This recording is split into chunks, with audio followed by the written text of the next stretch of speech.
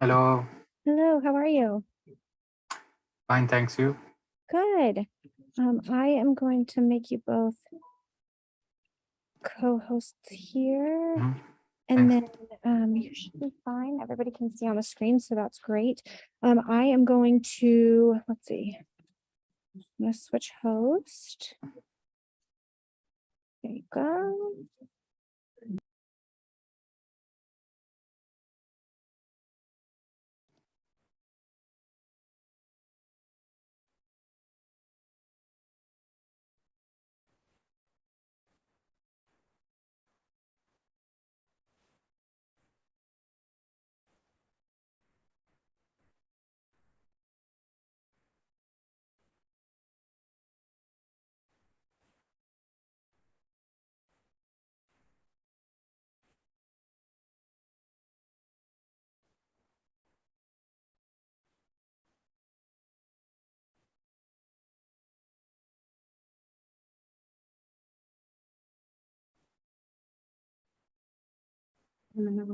Ciao Mirko, puoi provare a parlare per piacere? Prova. Ciao Mirko, puoi provare a parlare per piacere? Prova, mi sentite? No, non ti No. sentiamo.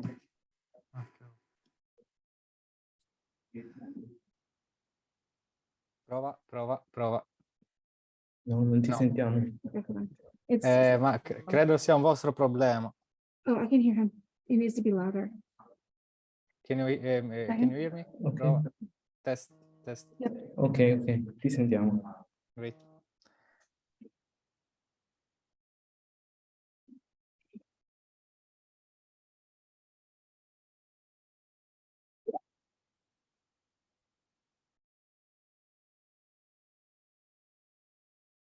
What's that?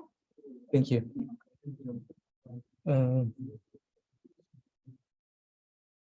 Sorry.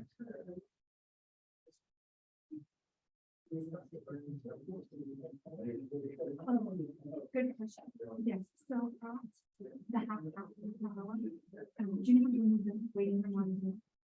I can show you. So I made you the host. And you're certainly welcome. If you want to admit them now, you can. But what you're going to want to do is go to participants, Okay. click the whole button. There you go. And then down here, Okay. is that remove waiting? Yeah. Italian, is it Italian? Yeah. And then you'll click that and it'll remove the waiting room and let everybody in. Okay. And I would do that just at the hour. Okay, So at fantastic. 2:30. Fantastic, thank you.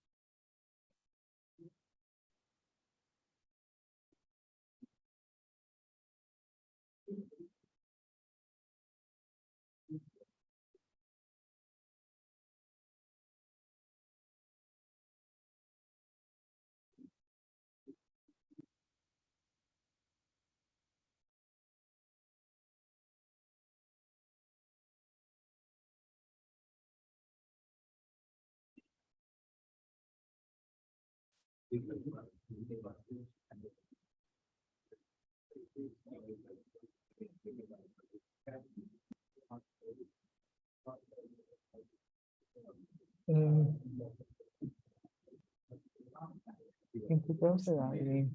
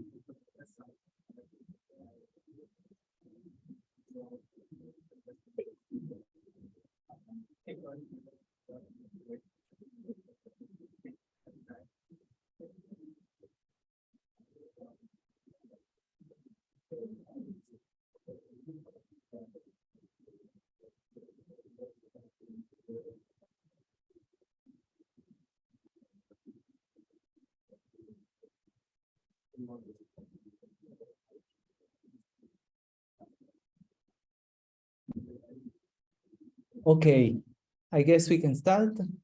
Hello, everyone. It's good to see so many people and in presence and also at home.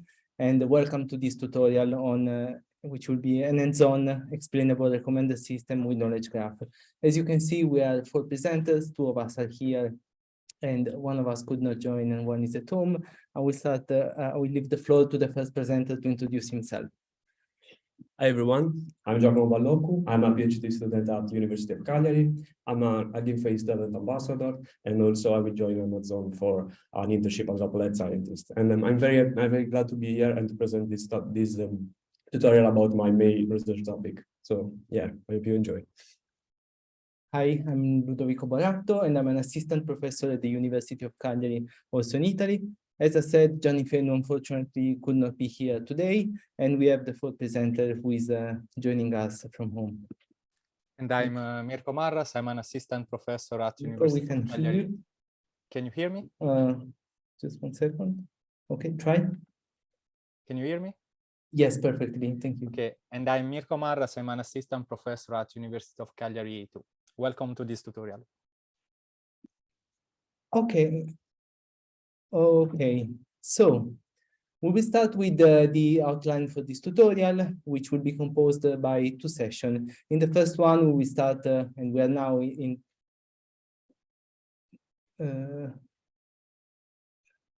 okay. The first in this first session, we are starting with these opening remarks, and then I will head straight to an introduction on explainable recommendation. Then Giacomo will introduce the first notebook, which will show us how to interact with the data sets that have been enriched with the knowledge graph. Then we will continue with some slides on explainable recommendation models, methods, sorry. And then we're going to have a 10 minutes break. Then in the second session, we will continue with an hands-on where we will present 2 of the state-of-the-art models that can introduce explainable recommendation with knowledge graph, which are PGPR and CAFE. Then we will continue with the evaluation of this type of methods, both from like a theoretical point of view and from a practical point of view with another hands-on. We will conclude this session with some challenges and some future directions. You can ask questions at the end of each session. Hopefully, we will be able to answer all of them. For those questions that are remaining, we will be available, of course, offline. So, by the end of this tutorial, you will be able to understand what are the principles behind explainable recommender system and what is the underlying data that allows to generate explainable recommendations. Then you will also be able, from a practical point of view, to load, format, and the parse interaction data that has been augmented with knowledge graphs. You will also know what are the main methods and the characteristics of the state-of-the-art approaches that perform explainable recommendation. And you will be able to build and train 2 of the state-of-the-art models, which, as I mentioned earlier, are PGPR and CAFE. Then you will know what are the core strategies for the evaluation of this type of approaches, and you will also be able to generate and evaluate explanations starting from reasoning paths that have been generated by these 2 models. Okay, so without further ado, I would start with the first session, which, as I said earlier, will begin with an introduction on explainable recommendation. So this is a recommender system conference, so I don't think I need to convince you why recommender systems are important and why do we need to do things properly. So I will head straight into why explainable recommendation is important and mainly what is the goal of explainable recommendation. An explainable recommender system can basically support both the users and those that design a system at understanding why certain recommendations have been produced. And we can see that there are several advantages for those two types of stakeholders. Indeed, from the side of the users, we can enable perspectives such as transparency, persuasiveness, effectiveness, trustworthiness, and user satisfaction. On the other side, of course, for those who are behind the system, we allow them to understand what's going on with the generated recommendation, allowing them to diagnose the system, to debug it, and to refine possibly the recommendation algorithm so that things can be improved. One might think, okay, cool, then with an explainable recommender system, I can do all these things at once. No, the curious thing is that even though all these perspectives can be enabled, we can see that according to the way in which we generate the explanation, and during this tutorial, hopefully you will learn many ways in which explanations can be generated, different perspectives can be offered to the users. And in this sense, I will now give a brief introduction to this 2005, so quite an old study, which studied what's the trade-off when we present explainable recommendation between the satisfaction and the promotion. What do the authors think? What do the authors mean when they talk about satisfaction and promotion? The promotion is when a promotion happens when an explainable recommender system allows the user to adopt a recommendation, while a user is satisfied when the users can make more accurate decisions. So in this study, basically 3 different explanation styles have been introduced. Here on the top, you can see the first 2. The first one is a keyword-based explanation, which showed basically books that contain keywords that are of interest for the users and that have received a lot of ratings and that are high.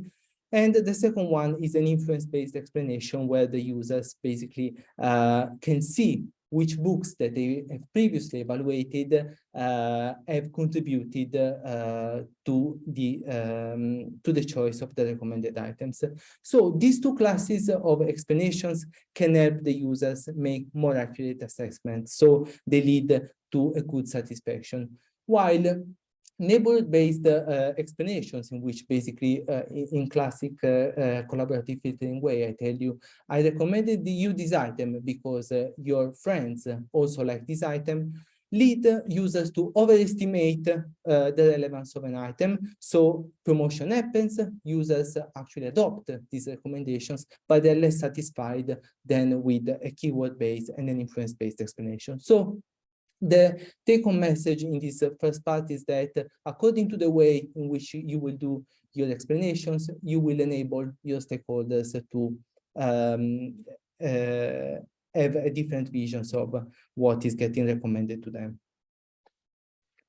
Indeed, when we talk about recommendations, there are 2 main types of explanations. The first one is the so-called self-explainable or intrinsic explanation. This type of explanation is generated by an interpretable model. So this means that the decision process is transparent and these models can naturally provide explanations to the users. And we will see some examples of this type of explanations in the next slide. The second class of explanations is known as post hoc or model agnostic. And in this case, the recommendation has been generated by a model, which is a black box, but and so we need to create another explanation model to generate the explanations after the decision has been made. So you might ask yourself, why do we need two types of explanation? There are different factors why we would need to have these two types of explanations. The first one is rooted in psychology. So basically, when we make decisions, sometimes we are sure of why we're making this decision, and we're also able to explain right away why we have made a certain decision, and the same of course for the recommended system. While in other cases, we first make a decision, and then once we need to explain why we made a certain decision, we activate some other mechanisms that allow us to explain why this choice was made. And in other cases, it might be the case that the recommended system behind the model, behind the recommendation is too complex, so we might need some post hoc or some post hoc explanation so that the model can be, the recommendations can be explained. So let me go quickly through some examples of both classes of explanation so that you have an idea of what we can do with both types of explanation. The first one is probably the most famous example, and also the one that we will follow mostly in this tutorial, of self-explainable explanation. So as you can see here in this example, the recommendations have been generated thanks to a knowledge graph, which is a user item bipartite graphs that allows to recommend items to the users based on their history. So in this case, in this case, you can see that user 2 got recommended Romeo and Juliet. So the movie Romeo and Juliet. So when we need to make an explanation, we can use the same knowledge graph and follow the same reasoning path to tell them, okay, you got recommended Romeo and Juliet because you watched Titanic, where Leonardo DiCaprio was starring, and Leonardo DiCaprio is also starring in a movie that I recommended to you. So as you can see, both the model and the explanation are rooted on a reasoning path over the knowledge graph. So in this second example, which is a Segaia 2014 paper by Zhang and colleagues, the authors have used a feature-based approach to explainable recommendation. And so basically you can see that here on the right, you have a list of recommendations, and the user can pass over with the mouse and see each recommendation. Since the explainable model is feature-based, this model can also use the same features to show a word cloud to explain to the user what are the features that led to this recommendation to them. Moving to model agnostic explanations, we can see this approach by Wang and colleagues, which was presented at ICDM in 2018, where basically the recommendation model is a black box, and we have two agents that have two different tasks. The first one has the goal of predicting which is the relevance of an item using what we see on the right as an environment. So an environment is prior knowledge that I've collected about the users, about the item, and so this agent first tries to predict the rating. Then we have another agent that tries to build quality explanations. So basically, these agents get rewards if the explanations that it generates are good. And so as you can see, we have no knowledge about how the recommendation model is made, and we have these agents that try to learn with attempts both to understand what is the relevance of an item and what can be a good explanation. In this case, also in this case, in this approach by Pick and Wang, the recommendation model, which is a matrix factorization model, is a black box. And what did the authors do? Basically, they took, on the one hand, the user profile, so what the user has observed and has interacted with. And on the other hand, the recommendations that have been generated by this matrix factorization model. And what they did was to create association rules to create associations of the type, if you watch this, then you might be interested in this. And using these association rules, they can provide post hoc explanations. Finally, as a final example, this Rexis 2018 paper that moved from pure exploitation. Basically, as you can see from the figure on the left, the authors question the fact that when there is a low certainty about the items, some models sometimes exploit these items for explanations and sometimes not. And what was done in this paper was to introduce a bandit method that instead of exploiting sometimes, they also did an exploration. So they tried to understand when the users interacted with certain items that are associated with an explanation. And so basically they combined exploitation and exploration and understood that both aspects are relevant to produce both more effective recommendations and better quality explanations. So how did we get very quickly to explainable recommended systems? As you know, the most simple type of collaborative filtering, which is user-based and item-based collaborative filtering, is able to tell you, I'm recommending you this item because you have watched something similar to this. And these ideas root from the late 90s. And as highlighted in this paper by Navatin Tarev and Judith Mastov in 2007, in the industry before SHI and all the technologies that we have now, in the industry, they were adopting already some semi-automatic explanation. What happened is that in 2009, basically there was this disruptive change in our community where collaborative filtering models changed thanks to the introduction of latent factor models and of matrix factorization. But as probably most of you know, these models are not the most explainable ones. So our community, from the sense of explainability, was a bit stuck for a few years. And as you can see in 2012, there have been advances, but from the content-based perspective. Then in 2014, the term explainable recommendation popped out thanks to a model that was introducing an explicit factor model. And then a lot of models have been introduced after this, and Mirko, during one of the next session, will introduce you to some state-of-the-art models in this sense. So I said before that we can generate explanations of different types. Let's try now to delve into what are the sources of information that we can use to generate explanations. As I said before, already from the late 90s, we are familiar, we got familiar with classic user-based and item-based collaborative filtering. So basically, we can generate explanations of the type, you got recommended these items because your neighbors gave good ratings to it. And already in the year 2000, there is this work by Locker and colleagues where they basically showed visually why an item got recommended. So basically, you can see that the majority of the neighbors of these users gave high scores to this item.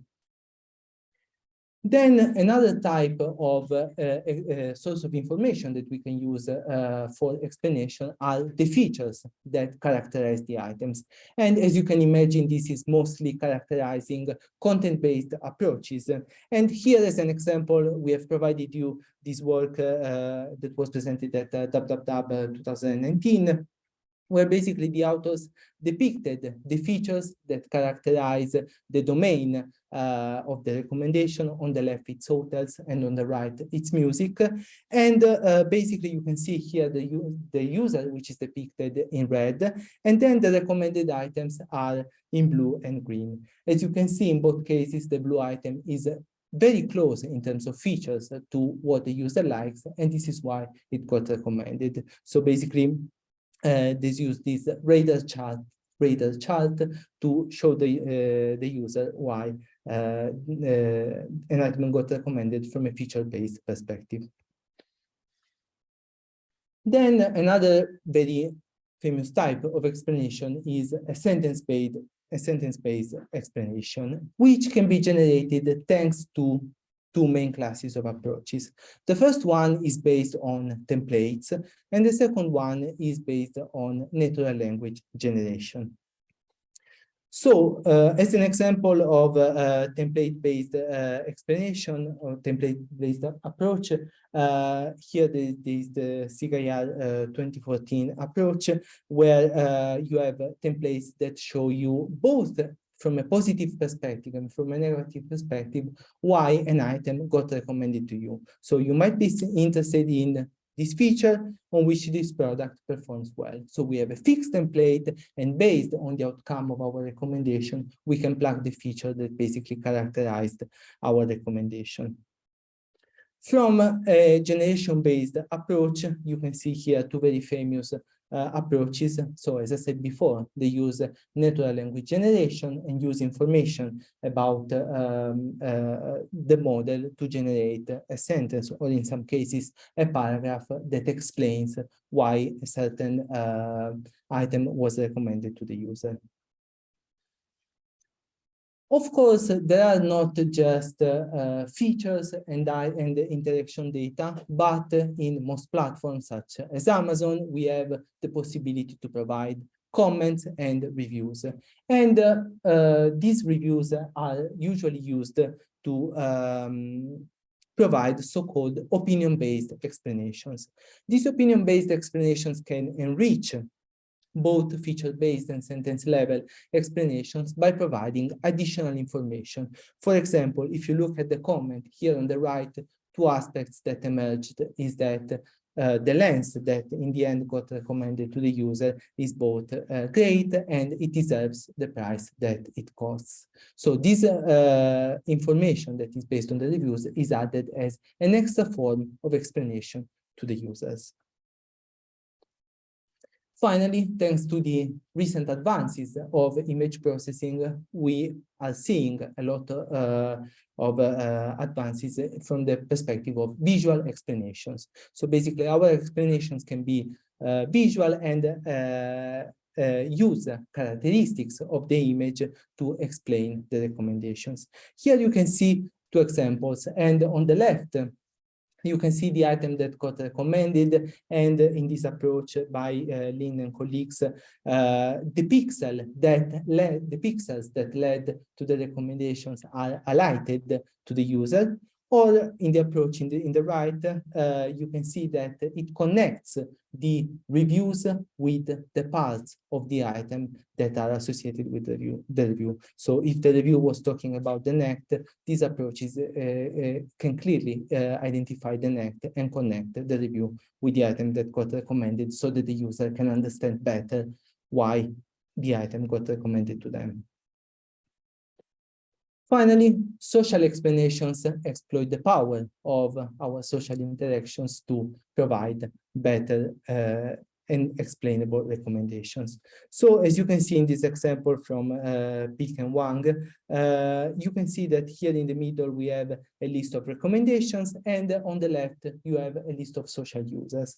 What this approach does is to exploit this social interaction to tell the user why this item got recommended. So for example, there is a high similarity with, I don't know, user U3, who is not a friend, and then the system allows them to understand why the item got recommended, also exploiting the social perspective. For example, why U5 is similar to you because you like items D, E, and G, and you don't like item H and I, and so on. Okay, now let me move to another perspective, which is also important about explainable recommendations, is that when we introduce explainability, we are inevitably affecting or interacting with other properties of a recommender system. And in this section, I will give you a bit of an overview of what are the dimensions of a recommender systems can be impacted by explanations. The first one is clearly the utility, the effectiveness of the recommendations. And here you have our recent CIGR 2022 paper in which we basically tried to introduce explanation path quality. And in one of our research questions, we asked ourselves, okay, what if we try to improve our explanation path quality? What is the impact on the NDCG of the recommendations? So in this paper, we considered three perspectives, which are the recency of the linked interaction, the popularity of the shared entity, and the diversity of the path type.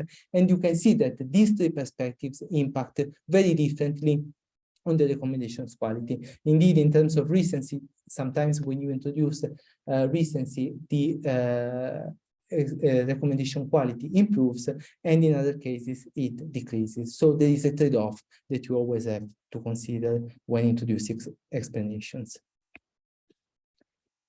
Moving to ethics and law, I will not delve too much into this aspect because exactly 2 months ago, there has been a fantastic tutorial at CIGR 2022, which I invite you all to see, and you see it linked here, both in terms of reference and of link, where Marcus shared Elizabeth Gomez and Elizabeth Lex basically provided a very rich overview of how explainability in recommended system is impacted by ethics and law. So you can see here that both in Europe, here in the US, and in China, there have been several regulations that have been put forward in order to make sure that the recommended systems are more and more explainable and understandable by the users.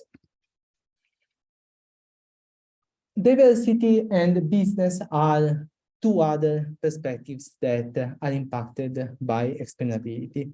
And here is an example. I've chosen this Salesforce paper, which was presented last year as an applied paper at CIKM, where basically the authors have shown that at Salesforce, they have these explainable models, but sometimes it's important to them to introduce diversity. Why diversity? To make sure that the developers of new apps can get enough exposure in their platform. So what they did, as you can see here, I put a screenshot of the loss function where you have the prediction produced by the model, but you have a component that accounts for the diversity. So they measure the KL divergence between the diversity that is currently ensured by the system and the desired one. And the explainability part of the model is a feature-based explanation, which I mentioned earlier, which accounts for the important features or the relevant installed apps by the users. Novelty is another perspective that can be impacted by explainability, and you can see this in this paper where they basically try to combine to generate explainable and novel recommendations. So as you can see here, they modified the matrix factorization algorithms to account both for explainability and novelty.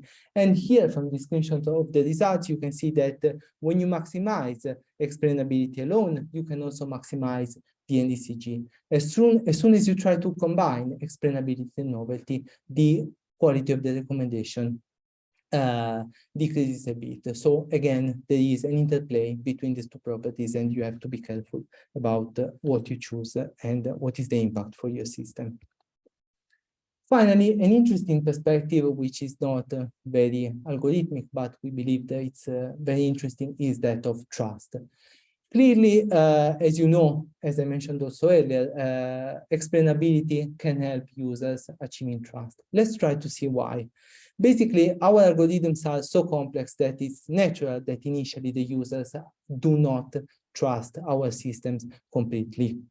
So basically, trust can be used during the experience of the users with the recommended system as a means to enable trust in the system. So here you can see these two screenshots from Google Book, which is very interesting, where you can explain the users what's going on with your model so that the users can generate trust. For example, here we have a path recommendation during the night, and the explanation says, be careful, it's after 6 p.m. and our route recommendations do not include lights.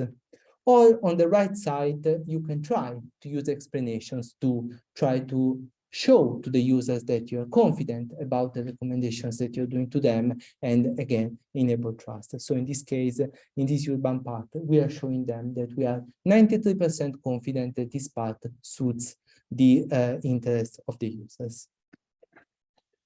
Finally, and very quickly, as I said, to generate explanations that are we need additional sources of data in terms of features, in terms of knowledge graphs, and here there is an overview of how the data sets that we all use can be enriched with additional information. You can see that there are different domains, movies, books, and news, and of course, the sources of information can be various in order to enrich these data sets.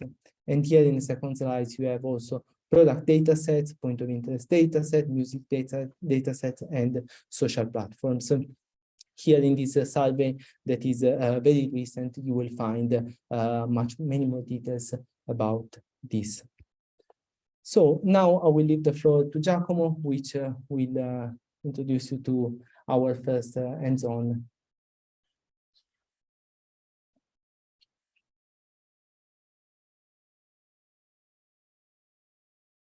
Hi again, everyone. So you can scannerize the QR code to join our collab notebook. There will be all the instruction to follow our tutorial if you want to run the steps with us. And the tutorial is a self-paced tutorial. So if you want to, you can take it at home and do it by yourself. All the information are there. So I will leave you some seconds to scan the code and then we can start.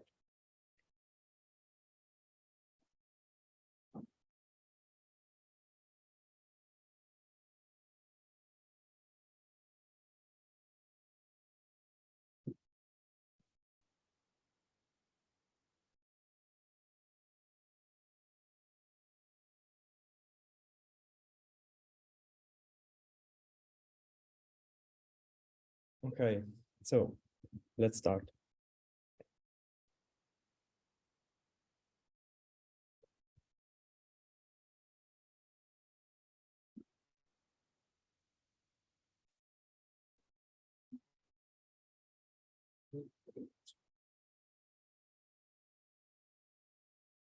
Okay. Yes. No, it doesn't need it because all the pre-trained, we have all the pre-trained, so we don't need that. We will just show how to compute the models, but we will not do that. So let me increase the size of the notebook so it's readable for everyone. Okay.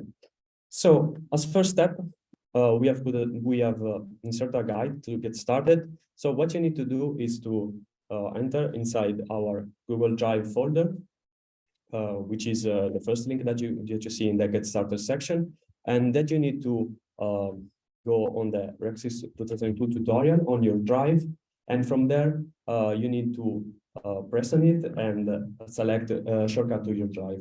In this way, you will have the tutorial and all the folders in your drive, and you will be able to run this code using all the files that we have. So yes, these are all the steps. Then you just need to mount your drive. I will do that as well. And we are ready to start.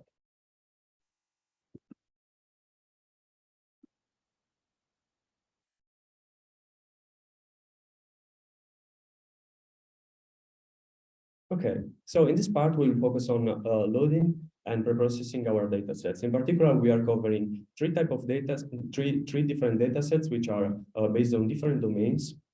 And these data sets are one based on the movies, which is MovieLens 1M.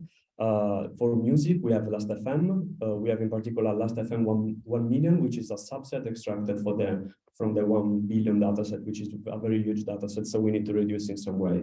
And from the e-commerce dataset, we have the Amazon cell phone dataset, which is extracted from a huge collection of datasets from the Amazon e-commerce. So in this notebook, we will load them.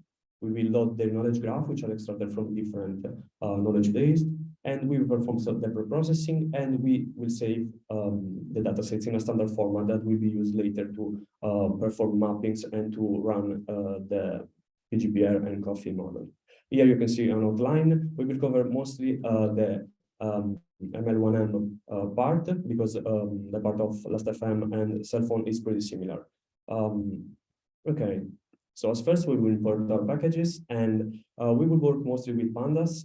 So if you are not familiar, don't worry, because we will cover most of the code that we will use in this tutorial. So could be useful also to learn something new.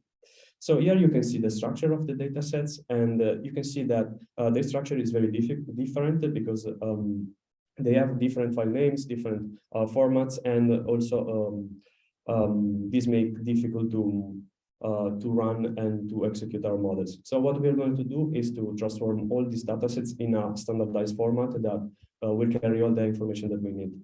So as you can see, here is the standard format. So we will have 3 files, user.txt, products.txt, and ratings, and these will be their structures. For the knowledge graphs, instead, I will give you some knowledge here. And a knowledge graph is pretty much a graph which is composed by nodes, which are entities in the real world, and relations which are relation that exist between entities in the real world. The knowledge graph recommendation usually is composed by a set of triplets. For example, here A and C, where A is the entity head, B is the relation that connect with the entity tail, which is the C1. For example, this can be a particular movie is starred by an actor. So in order to use the knowledge graph, what is done for the recommendation is to link the offline dataset to a knowledge graph, which is usually stored in a knowledge base that can be Wikipedia, DBpedia, or Freebase. And what is obtained is a linkage which is composed by the ID of the dataset offline and the ID of that entity, the same entity in the knowledge base. The knowledge graphs are also, for recommendation, are also composed by 4 files. So the first is the linkage that we said now. Then we have the set of entities, which is composed by the unique entities of the dataset. You can imagine that might exist different entity types. For example, in the movie domain, we might have categories, actors, directors, cinematographers, etc. Then we have the relations that connect the movies with the external entities, which might be starring, belong to, etc. And then the set of triple, which is composed by all these entity head relation and entity tail triplets. Again, we will convert the knowledge graph in a standardized format, which is composed by these 4 files which correspond with this structure. So let's start with moviness. So here you can see the internal structure of the moviness dataset, and we will load, visualize, and preprocessing before saving in a standardized format. As you can see here, I'm loading I'm setting as a path the moviness path, which is in the data folder, and I'm reading using the pandas data frame, the users files. As you can see, it's composed by user ID, gender, age, occupation, and zip code. And we have 6,040 users. Then we will load the movie file, and again, we can see how it's structured, and it's composed by 3,083 movies. Then we can load the ratings, and this takes some time because they are 1 million, but should be short. Okay, so this is the overview of the dataset. Now we will move on the knowledge graph, and here is the structure, the specific structure of the DBpedia knowledge graph, and we will load the files. So again, this is the entity file. As you can see, entity ID represents the entity in the knowledge graph. So an ID between 0 and the number of entities. And the entity URL means the link that connects to that particular entity. You can also use the link to see the entity on your browser and see what are the connection that exists between these entities and other entities. Then we have the movie to KGDF, which maps is pretty much the linkage that we said before, which maps the offline ID with the entity URL and so the entity of the knowledge graph. As you can see here, we have 3,300 movies, which is less than the one that we had before. So we need to do some processing about that. Then we can load the triplets. Here are the triplets. So entity head is an entity which should be a movie. Entity that should be an external entity, and the relation it's a number that tells what are the relations that exist between these 2 entities. is the relationship file. As you can see, the ID is associated with a URL in the knowledge base. And we have different relations that can exist. So let's start with the preprocessing. So one of the first problems when dealing with knowledge graph is the fact that the knowledge graph, the linkage maybe doesn't contain all the items that we have in the offline dataset. So what we need to do is to discard the items that are not linked. And here you can see that the original dataset has more movies compared to the KG that we have. So we will use pandas, and in particular the isIn function plus the slicing to remove the items. And as you can see, we have removed 582 movies. Then we will perform a merge to see if we have other items that are not mapped. And as you can see, we have lost also 40 items, something like that. Okay. Okay, yes, you can see that we lost 45 items. Okay, since we have done this removal, we need to propagate that on the ratings file, and we will do that with the following slide. So we are removing the relations, the ratings that involve a product which is not which is not anymore in our knowledge graph.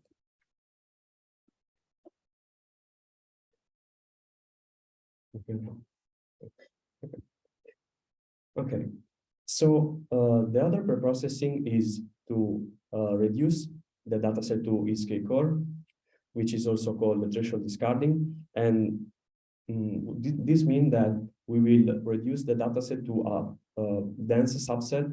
And to do that, we will do a discarding of the users and the items based on this K value.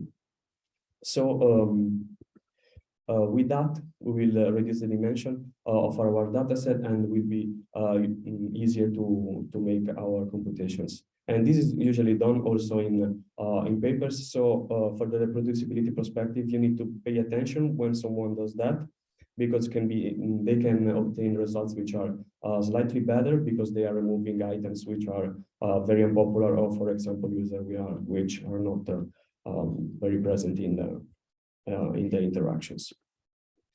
To do that, we use the masking, and we do that using pandas. And with this masking, what we are doing is firstly to count the number of occurrences of the users, the number of occurrences in the movies or in the ratings, and then using the mask to discard the movies and the users that have more than 5. Less than 5. Okay, yes, as you can see, this map will return true if they have more than 5, and with that, we can apply the mask and remove the items. As you can see, we have removed 4,000 ratings. Okay, since we have done this removal, we need to propagate that, of course, in the users and the items files. And as you can see, our threshold removal, I haven't removed any items, so we don't need to do anything in this case. Let's see regarding the movies, and we can see that we have removed some of the items. So since we have removed some items, an important thing to know is that when we reprocess our dataset, we need also to pay attention about our knowledge graph. We need to have them always updated to the same version, because otherwise we will have a lot of problems with the mappings. So we will use our function, which is inside the knowledge graph utils module, and we will propagate the item removal to the KG in this way. And as you can see, this code will produce the number of items that have been removed from the files. Okay, after that, we can save our preprocessed dataset in the standard format. This is the standard format that we decided at the start, and we will enter the preprocessed folder to save the file there. So for the user file, the first thing that we do is to drop the attributes that we are not going to use. In this case, the gender, the age, occupation, and zip code. So we will leave only the user ID, pretty much, of the users. Then we will add a new increment ID. and between 0 and number of users. And we can save this new file into the user.txt in the folder where the dataset, where the preprocessed dataset will be. Also, we save this mapping between the old ID and the new ID in a dictionary. We can do the same process for the movies. So we will drop the attributes that we don't need, like movie name and gender, and we will add the incremental ID. And we save a mapping between the old ID and new ID. Then for the ratings, what we'll do is to use these mappings that we have created between the old ID and new ID to propagate that in the ratings. So we will use the map function that what it does is to convert the elements that have value as the key of the user ID to new ID with the value. So here you can see that the ratings are updated. Then we can save our ratings in our preprocessed folder. Then after this, we will move to the preprocessing of the knowledge graph. And the first problem that we need to deal with is the cleaning wrong formatted triplets. So in particular, we are interested in triplets that start with a movie and end with an external entity. So they might exist due to the collection or something like that. Yes, problem with the collections that we might have entities which are reversed or entity which are, for example, product to product triplets or entity to entity triplets. So we want to describe those triplets. And to do that, firstly, we will see the movies that are correctly mapped. And then what we are going to do is to create a mask that will check if in the triplets data frame, if the entity tail is in the movies. And in that case, then the entity head should be a movie, shouldn't be a movie. And in this way, we will swap then the triplets which are in reverse order. And this code will do exactly that. So we'll swap the entities that start with that have an entity head which is not a movie and an entity tail which is a movie. Then we might have, as I said before, triplets which are composed by product to product, or entity to entity. And we need to get rid of them because we don't need that for our recommendation. Okay, so as you can see, this process have removed this number of triplets. Also, we need to check when we do this if we have removed some relations. In particular, we can check that counting the number of relations that exist now in our KG file, which contains these triplets. As you can see, we have 20, which is the same number of the initial one. So we don't need to do anything more in this case. Another preprocessing is the selection of the relations. And in particular, we can do something similar to the threshold discarding with the knowledge graph. So we can remove relations which is very sparse and not useful. And also we need to remove relations which doesn't make sense. For example, if we need to do, if we are going to do explainability for movie recommendation, we don't want explanations as explanation something like Inception is a movie because it is irrelevant or useless for our task. So as first, using this function, we will remove the relations that appear less than 300 times, but of course this number can be personalized based on how much you want the knowledge graph to be dense. And as you can see here, we have removed 7 different relations, and we need to update that. Here, you can see which are the relations that have been removed, making a comparison between the old one, which is this with 90, and this one with 30. Okay, so here among the relations, as I said, there are relations that are useless. For example, the 13, which is hypernym, and the other one is the 8, which point, as I said, to the RDF type, which is in the case of a movie, it's film, so it's not useful because it tells us Inception is a film, and we don't need that. So we will drop these relations and all the triplets related to that. And this is a process which is very annoying to do, let's say, because you need to manually enter inside the relation URL and understand if this makes sense for the recommendation purpose, because it's very difficult to tell without checking the DBpedia page. So we have removed some relations, and we need to propagate that, of course, in the entities. So we remove some entities as well. And finally, we save the preprocess KG in our standard format that we saved before. So we will enter the preprocess folder. We will save our relation as it is, so relation ID and relation URL. Then the entity file, and we will do that as well without doing anything, any preprocessing, just to put the to CSV. The E2KG, and finally the KG with all the triplets. And we are done with this part. So the same thing can be done with Last.fm. You find all of the information here, and all the steps that we have done for this tutorial. Also, it's interesting to say, even though we will not cover this now in the interest of time, that the Amazon cell phone and all the Amazon datasets are composed using the metadata as the metadata to compose the KG. So they are not extracted from a knowledge base, but they are created ad hoc from the metadata.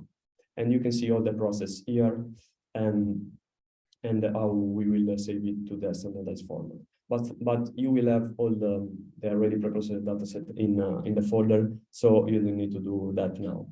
So I'm done for this part. So I will leave the floor to the next speaker, which is Mirko. Mirko, are you there? Thanks, Giacomo. Can you hear me? Yes.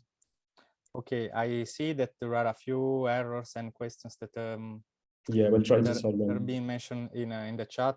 You can try to go over them during my talk and then in the break. Yes, yes, of course. Okay. Such that we are ready for the next hands-on. Yes. Okay, great. Let me share my screen. You can stop sharing. Oh, you stop. No, you can stop, Giacomo. Oh, sorry. Okay. Can you see the slides? Can you see the slides? Okay, great. Yes. So I can start.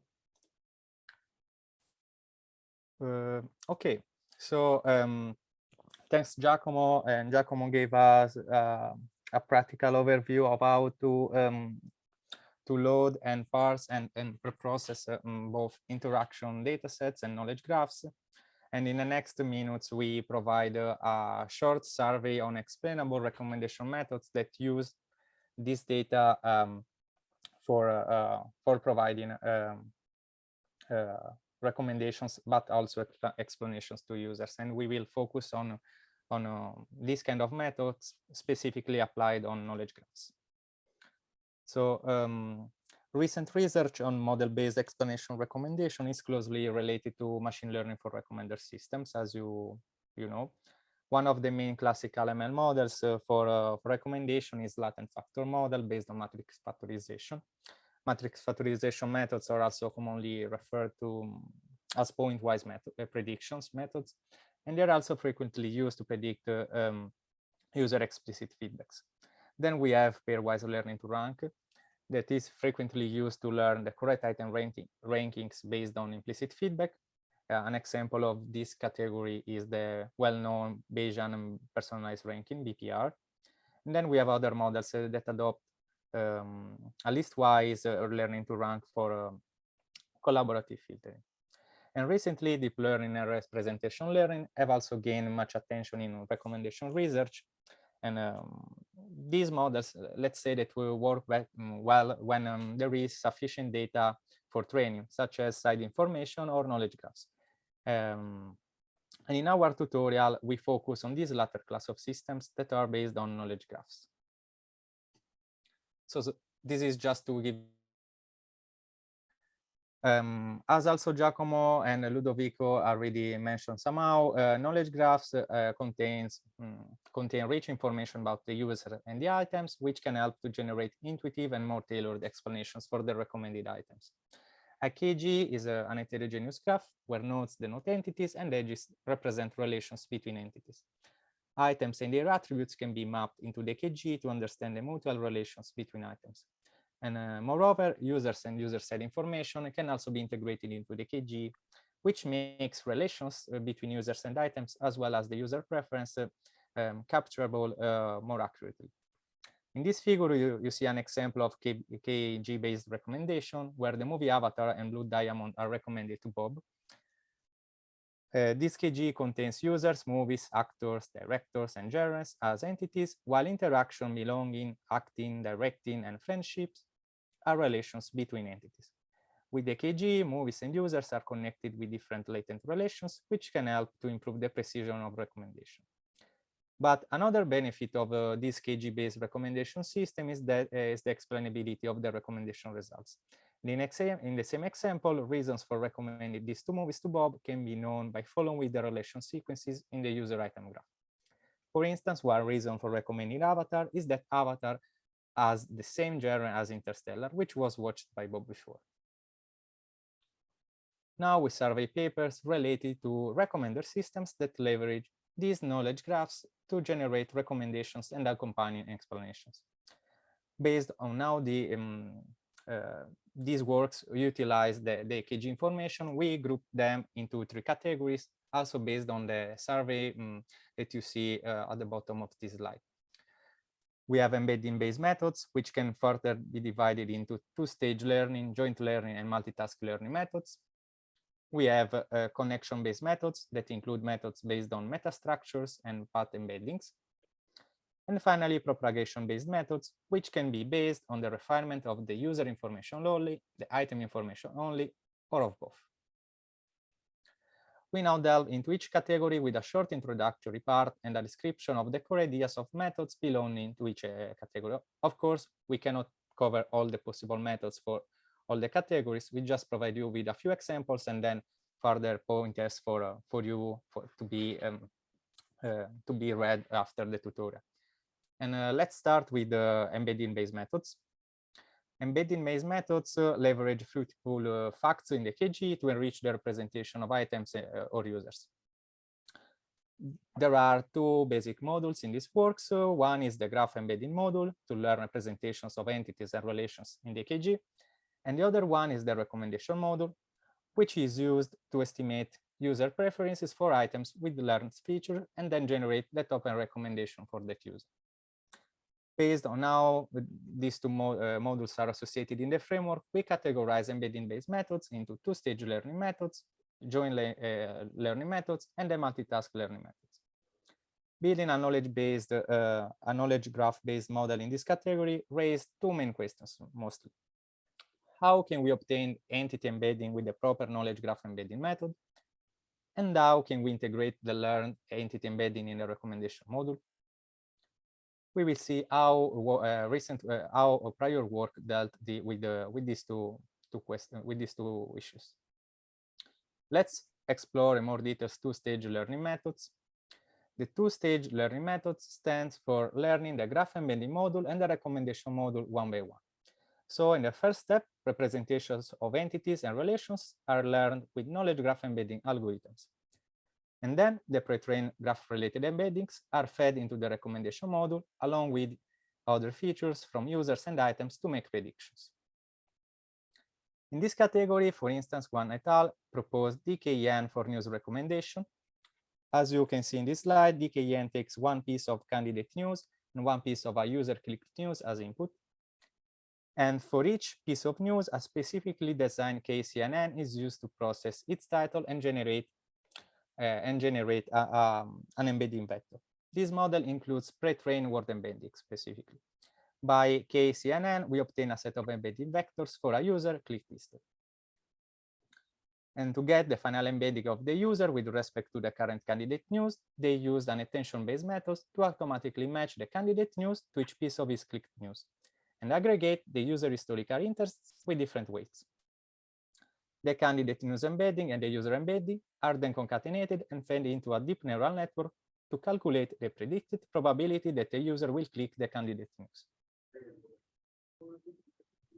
Wang et al. With another example leveraged KG for recommendation with better explainability in a sequential recommendation setting. The authors bridged recurrent neural networks with K-value memory networks for sequential recommendation. The RN component is used to capture the user sequential preference on items, while the memory network component is enhanced with knowledge of items to capture the user's attribute-based preferences. Finally, the sequential preferences together with attribute-level preferences are combined in the final representation of user preferences. And to explain the recommendations, the model detects those attributes that are taking effect when predicting the recommended item. For instance, for a particular music recommendation, as an example, it can detect whether the album attribute is more important than others, where the attribute comes from an external knowledge graph. Yang et al. With another example introduced a GAN-based recommendation model, KT-GAN, with external knowledge learned from item KG. This framework consists of two phases. In the first phase, various embeddings are distilled from different sources in order to fully represent users and movies. At first, they get a user entity embedding, denoted as EE, through a KG embedding algorithm. So as long the movie is mapped into a KG entity. Meanwhile, the neighbor nodes of a movie entity in a KG are generally the movie attributes like directors, actors, and genres. And they are used to depict the movie context embedding. That is the weighted sum of the attributes embeddings. Then they generate EE and CE as a movie's knowledge embedding, namely KE in the figure. And in addition, a user movie tag embedding, denoted as TE, is the average of all the tag vectors related to that item. When a movie key and T, when the movie embeddings key and T are both generated, they are concatenated, and they act as the movie representation. On the other end, a user knowledge embedding is the average knowledge embedding of the movies, which are the user favorite movies from the user movie interactions. At last, a user representation is the concatenation of the tag embeddings and the knowledge embeddings. And finally, in a second phase, a generator G and a discriminator D are constructed to learn optimal representations of the users found from the training set and the candidate movies representations generated in the first phase. In their framework, the advantage is that the representations fed into G and D are more indicative than randomly initialized vectors. So in this case, the vectors that we developed in the first phase are used as initializers for the vectors during the that we have that are used by G and D. And the final score Y generated by G indicates the extent to which a candidate movie would be preferred by a given user. BEAM is another two-stage learning method we invite you to explore, but we will skip it due to the time. We'll see here the reference. The two-stage learning methods are easy to implement since the KG embeddings are generally treated as extra features for the following recommendation module. And another benefit is that the KG embeddings can be learned without the interaction data. And therefore, large-scale interaction datasets will not increase the computational complexity. Moreover, the KG is usually stable, and so it is unnecessary to update embeddings frequently once they are learned. However, the entity embedding optimized by knowledge graph embedding models is more suitable for in-graph applications like KG completion.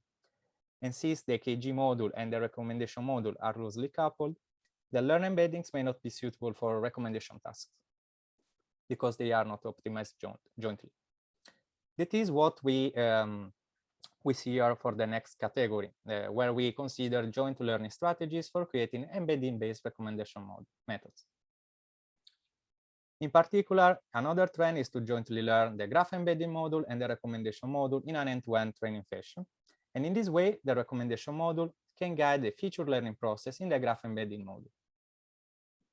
As an example in this class, Zhang et al. Proposed CKE, which unifies various types of side information in a collaborative filtering framework, including items attribute level features, textual features, and visual features. Their model consists of two steps: a knowledge-based embedding and then a collaborative joint learning. In the knowledge-based embedding step, they extract 3 embedding vectors for an item entity from structural knowledge, textual knowledge, and visual knowledge, respectively. And then these embedding vectors indicate, let's say, that represent the item latent representation together. In the collaborative joint learning step, the final item latent vector would represent an item knowledge from structural content, again, textual content, visual content, as well as historical user-item interaction. And finally, these vectors are used for a collaborative filtering strategy by optimizing the pairwise ranking between items to learn about user latent vectors and item latent vectors. And the final recommendations are generated from these user latent vectors and item latent vectors as usual, as what we usually do in collaborative filtering. Another example, Wan et al. Proposed Shine, which formulates the user recommendation task as a sentiment link prediction task between entities in the knowledge graph. In general, the whole framework consists of 3 major components. For each tweet mentioned in a specific celebrity, they first calculate the associated sentiment and represent the user and the celebrity in this sentiment link by using their neighborhood information from 3 constructed networks. Then they design 3 distinct autoencoders to extract short and dense embeddings from these original sparse neighborhood-based representations, and aggregate these 3 kinds of embeddings into final heterogeneous embeddings.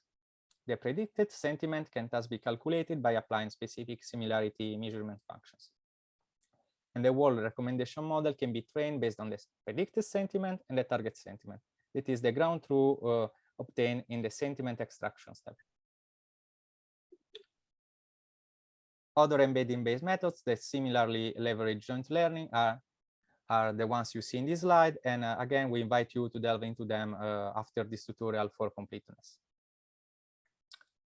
The joint learning method can be trained end-to-end, and it can use the KG structure to regularize the recommender system as advantage.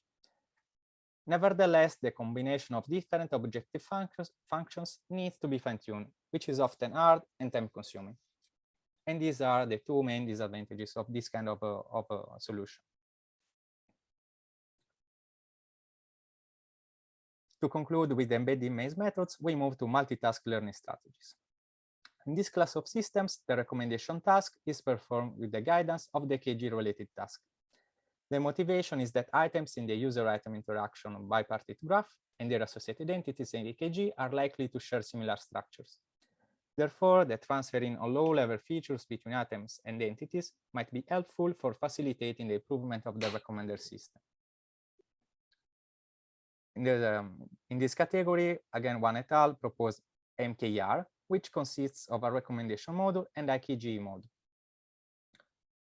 The recommendation module on the left takes a user and an item as input and uses a multi-layer perceptron and cross-compress units to extract short and dense features from the user and the item, respectively. And the extracted features are then fed into another MLP together to output the predicted probability. Similar to the left part, the KG module in the right also uses multiple layers to extract features from the head and the relations of a knowledge graph triple, and outputs the representation of the predicted tail under the supervision of a score function f and the real tail. So the goal here is that given all the triples that describe our knowledge graph, given the head entity and the relations, to predict the tail entity. The recommendation module and the KG module are bridged by the specially designed cross and compress units. And this proposed unit can automatically learn high-order feature interactions of items in recommender systems and entities in the knowledge graph.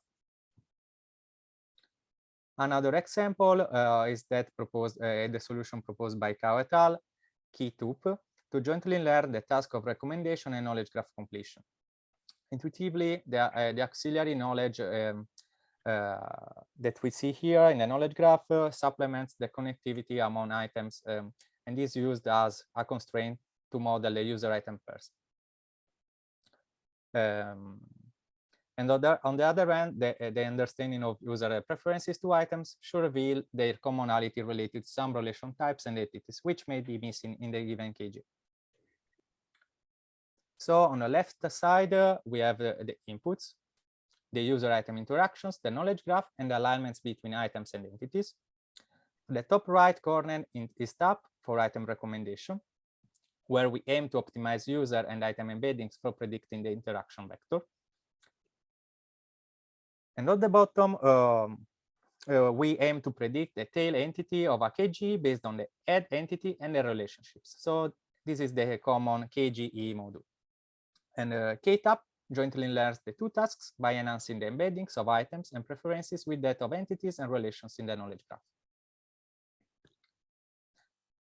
For this category, by applying the multitask learning strategy, it is helpful. Let's say, prevent the recommendation system from overfitting, and we improve the generalization ability of the model. Sorry. However, similar to the joint learning method, this solution requires effort to integrate different tasks under one framework. So we covered the major representatives from the embedding-based category. And to recap, we summarize here the advantages and shortcomings of each type of the embedding-based methods. So the two-stage learning methods is easy to implement. The learn entity embedding may not be suitable for the recommendation task.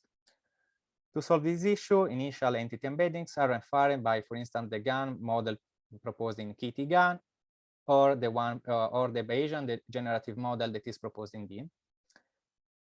And the joint learning method learns optimized entity embeddings through end-to-end training. And the multitask learning method further improves the generalization of the model by transferring knowledge from KG-related tasks. However, it requires plenty of experiments to find the optimal combination of different objective functions. Okay, so let's now move to connection-based methods. Connection-based methods utilize the connection patterns in the graph to guide the recommendation. Most works in this group utilize the user item KG to mine the relationships among entities in the graph. And the two main design choices for systems in this class include how to design proper metapaths representing the KG for different tasks, and how to model the connection patterns between entities in the KG. We will see now a few solutions to these two problems. And for this, there are two main approaches for exploring the connected information in the KG. We start with the first type of approach, which uses the metastructure in the graph, including metapaths and metagraphs, to calculate the similarity between entities. The metastructure-based similarity can serve as a constraint for the representations of users and items, or can be used to predict users' interests from similar users or similar items in the interaction history. As an example, Xi et al. Were the first to propose weighted heterogeneous interaction networks and weighted metapaths to consider attribute values on links in information networks. They designed a novel SEMREC method, which not only effectively integrates all kinds of information that are contained in recommender systems, but also flexibly represents different kinds of recommendation models through properly setting metapaths. In addition, SEMREC can obtain the prioritized and personalized weights preferences on paths, which are important for real applications. For instance, for mining user characteristics and crafting recommendation explanations. One limitation of the previous method is that metapaths are not able to characterize rich semantics. For example, if we think about the relation two users both buy and review the same product, this relation cannot be depicted by a metapath. To solve this, Zhao et al. Designed FMG by replacing the metapath with the metagraph, as the ones in this slide, to capture more complicated relations between entities in an heterogeneous graph. Next, they use factorization machine to fuse the features of users and items across different metagraphs for computing the final preference score for an item starting from a user. And metastructure-based methods overall are explainable since these manually designed metastructures provide the reference for the recommendation, for instance, by matching the metastructure between the candidate item and the interacted item or the target user.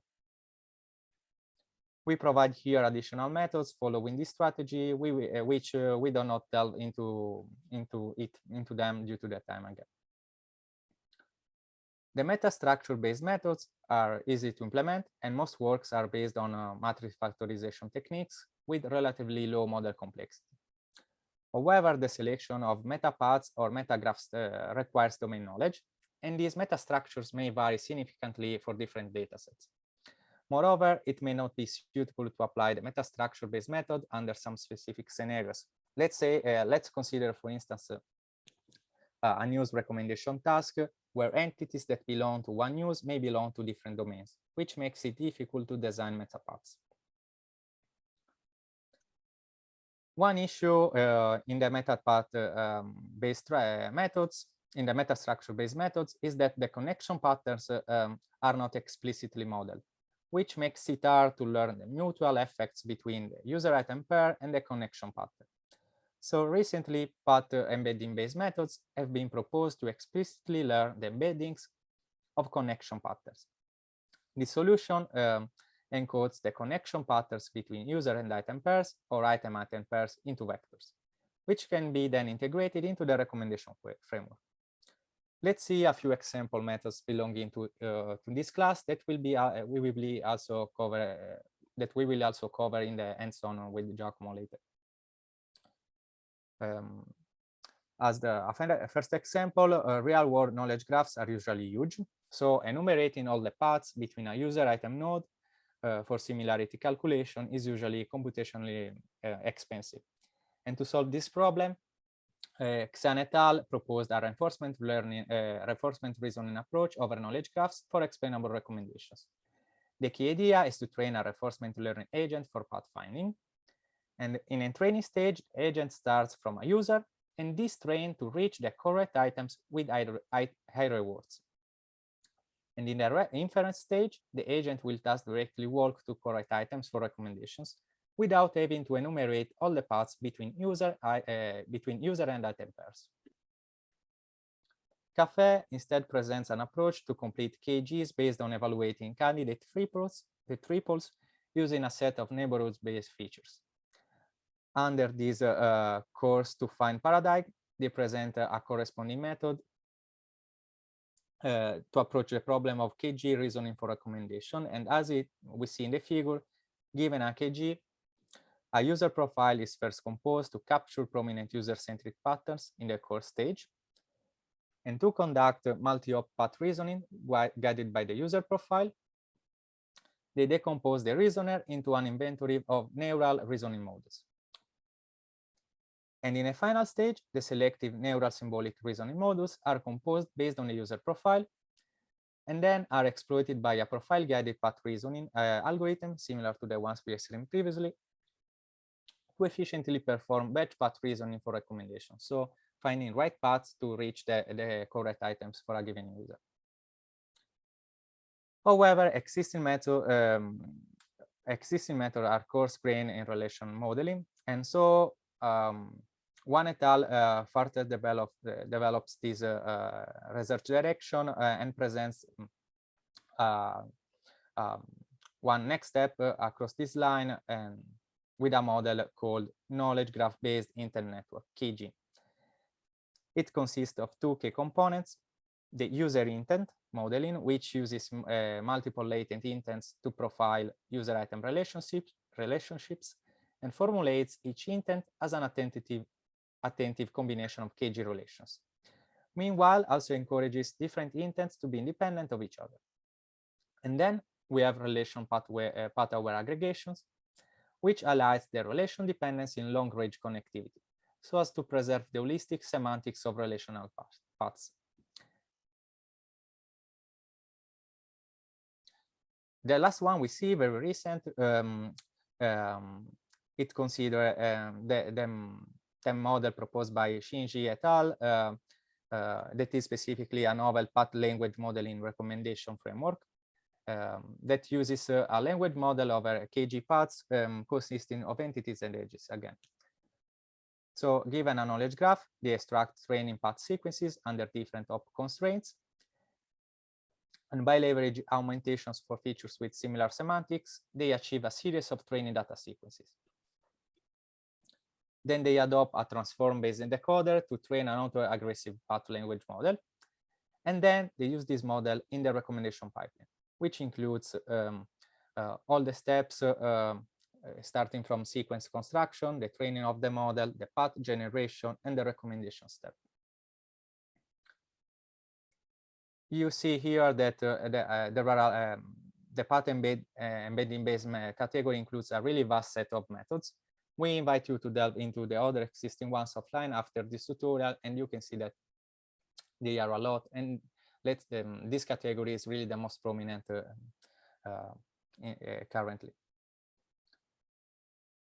The path embedding-based methods encodes as advantages. We can consider that encode the connection pattern of user item pairs or item-item pairs into latent vectors, which makes it possible to consider the mutual effects of the target user, the candidate item, and the connection pattern.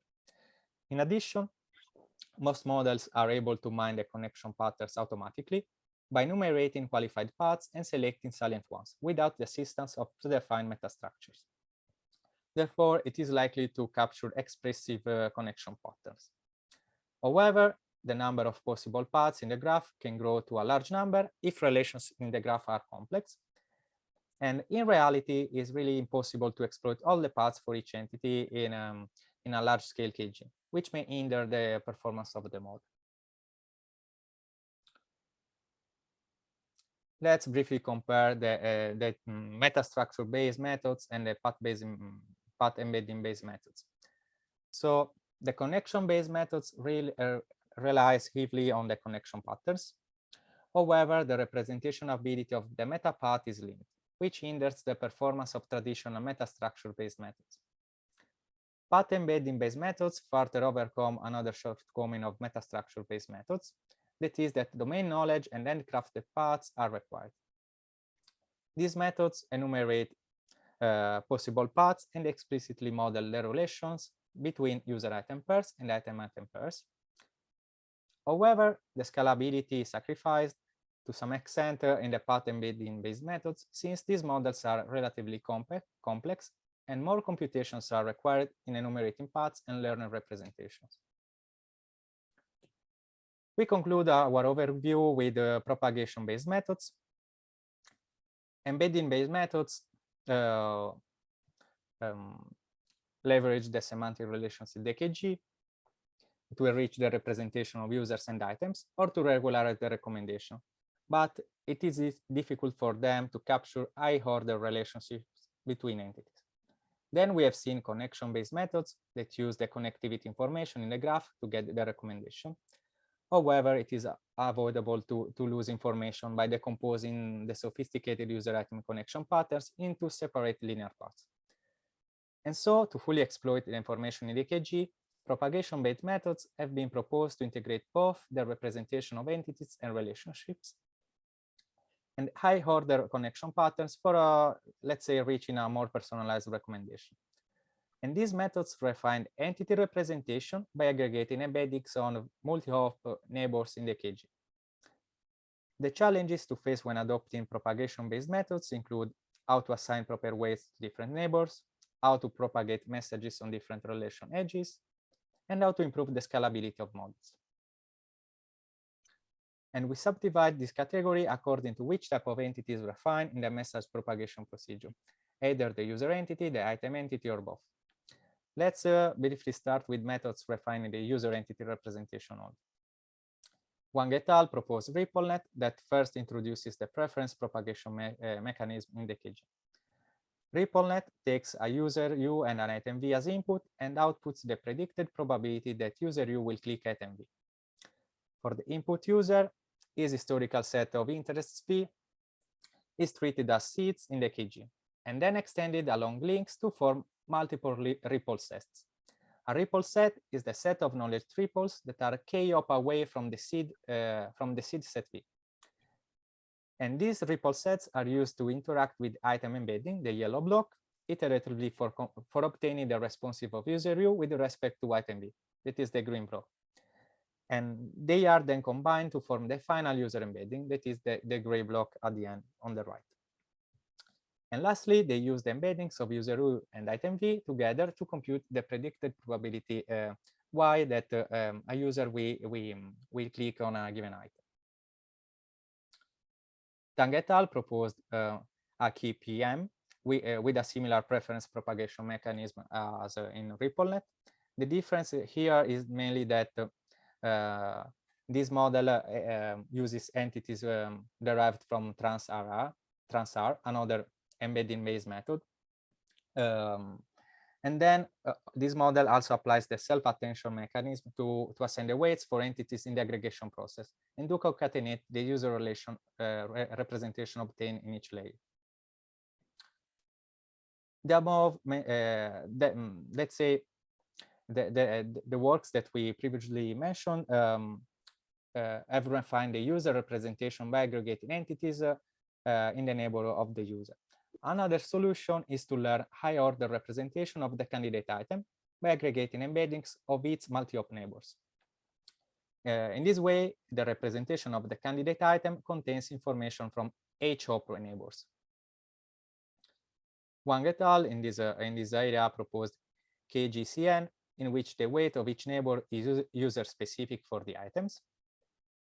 And briefly, given that the previous model was prone to overfitting, Wang et al. Proposed a follow-up approach that is KGCN-LS, which further adds a label smoothness regularization on the model to avoid overfitting or to reduce overfitting. And recently, some papers have also explored the propagation mechanism in the user and both users and items in the KG.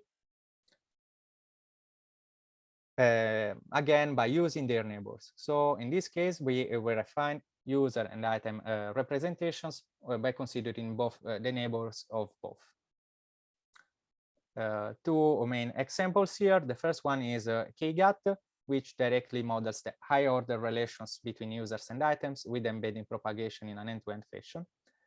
This model framework consists of three main components: the embedding layer, which parameterizes each node as a vector by preserving the structure of the KG, an attentive embedding propagation layer, which recursively propagates embeddings from a node neighbors to update its representation, and employ knowledge-aware attention mechanisms to learn the weight of each neighbor during a propagation. And finally, we have the prediction layer, which aggregates the representations of a user and an item from all propagation layers and outputs the predicted matching score. One limitation of the previous approach is that it may introduce irrelevant neighbors in the propagation process. And to overcome this issue, Shah et al. Proposed AKG, which learns enhanced representation of the user and the candidate item by propagating information in a subgraph of this user item pair. This framework is composed of three modules: the subgraph construction that automatically constructs the expressive subgraphs, that is the link, let's say that link the user and item pair to represent their connectivity.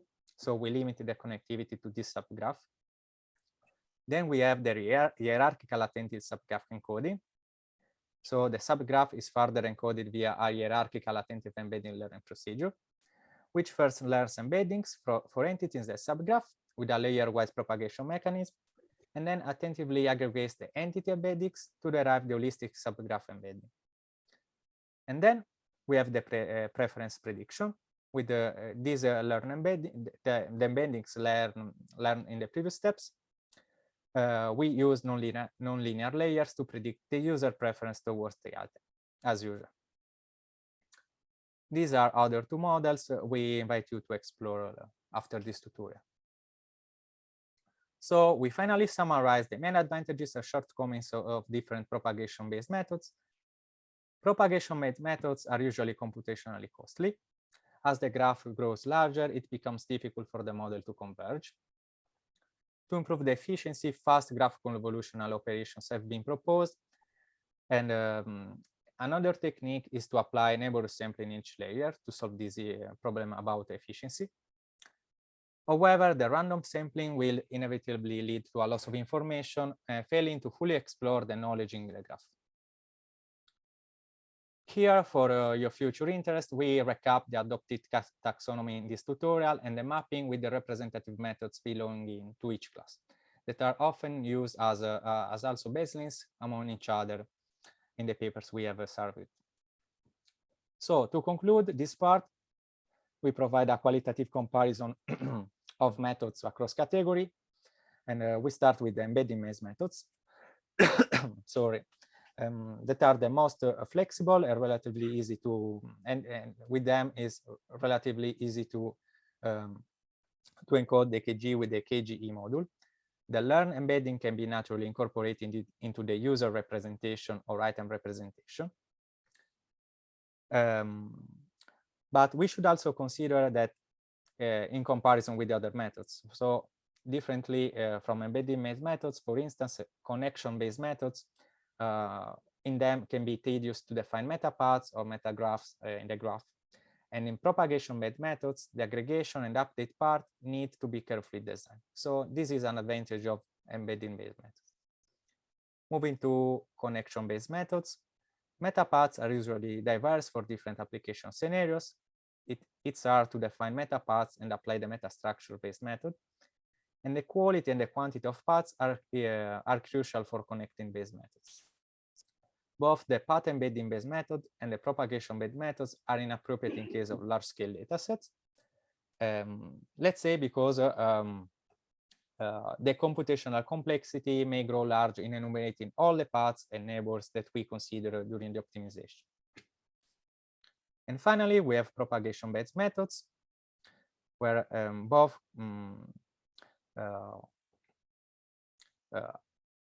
as well as connection-based methods. Also, these propagation-based methods can be interpreted with paths in the KG that we can use also to derive the explanations, as we will see later. And they also tend to fully explore the relationships between users and entities in the KG with respect to the other two methods. So now we have, if there are questions, we can answer them. And in the meantime, we can move to a break of 10 minutes. So we can resume at, we will change this at 1. Hi, I have a question, please. Yes, What sure. knowledge does a propagation-based method suppose additionally to the others?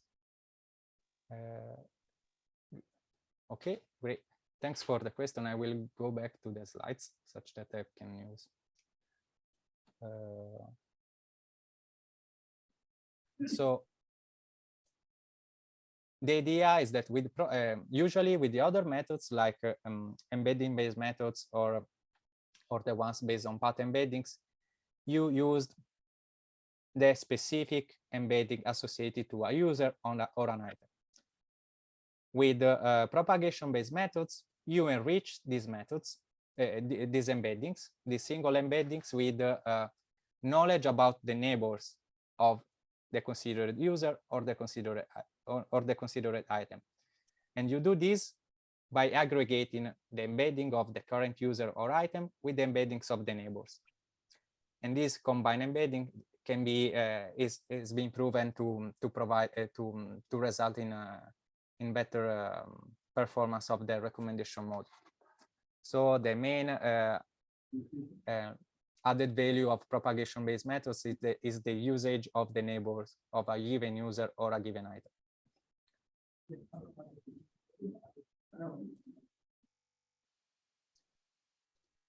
Does it answer?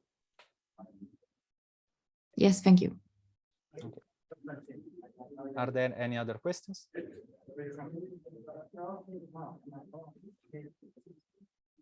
Okay, so we will be also happy to answer questions later on offline during the conference with Ludovico and Giacomo or with me in the chat. So now we move to the break and we will be back in around 7 minutes. Thanks.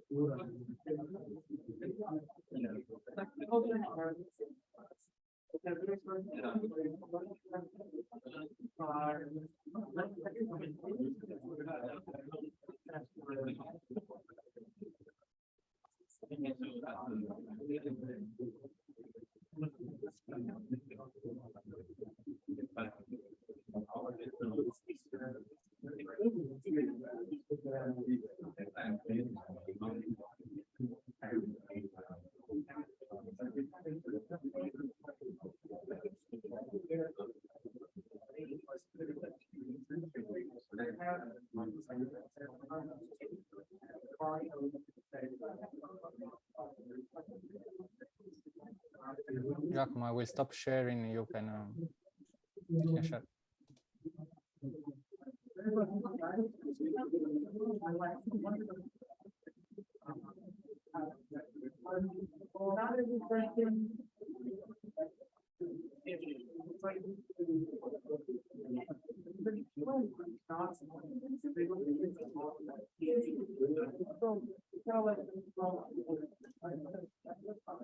Okay, so since we are already a bit late, we need to start again with the second part of the handbooks and of the answer. So here you can find the QR code of the notebook. I saw that someone in chat got a lot of problems with the permission of the files to write, and someone of you got some problems writing the files or something like that, executing. So I will advise to see how we run the notebooks and then download the material later, because maybe there is some problem with the drive folder and you cannot write or write files. Okay.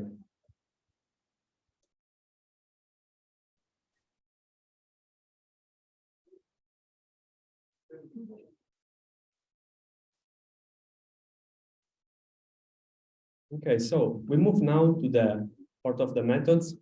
The second hands-on is about PGPR, which is a policy-guided path reasoning method, which is a self-explanatory method. Also, you can see something about PGPR in this image that tries to use the knowledge graph to create paths which can be used to then create explanations via templates. Giacomo, are you sharing?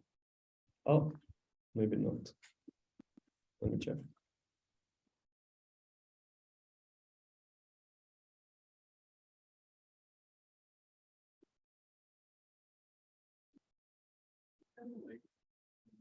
One second. Yes. Yes. Good. Yes.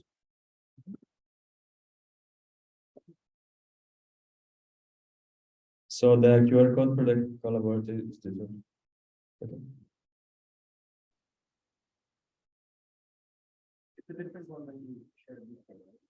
Yes, because we have four notebooks, but you find it in the you can find it in the folder. So if you have already scanned the code the first time, you should be fine just from the Google Drive folder. So let's go back to notebook. Okay.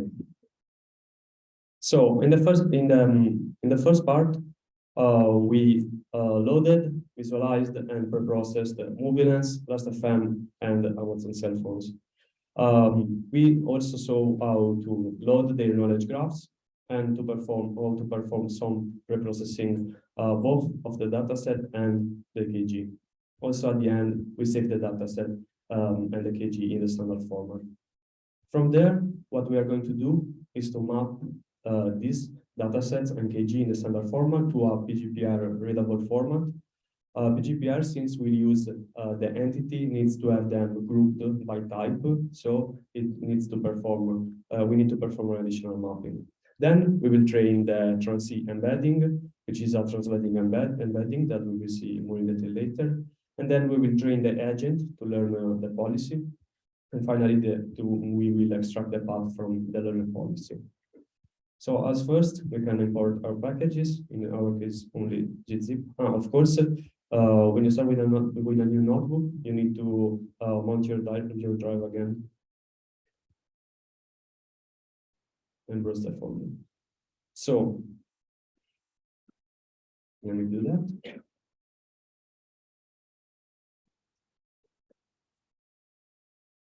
Okay, so before going directly to the method, let's see some prerequisites that we need to understand.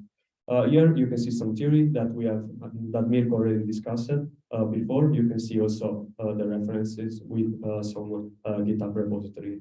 In general, PGPR it's a model that belongs to the family of path reasoning methods. So they're aiming to construct the paths step by step and to produce recommendations associated with reasoning paths.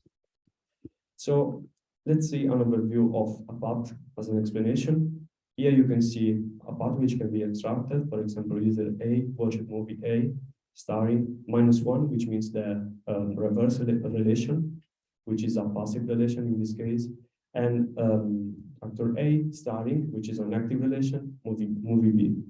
As you can see, this path starts with a user and ends with a item. This is the crucial part. We need to focus on paths that are user-centric. They are called user-centric, that start from a user and end from a movie. In order to select only these type of paths, what is done, as we have already talked before, we need to define meta paths. Why we need to define meta paths? Because of course there might exist a lot of different type of paths.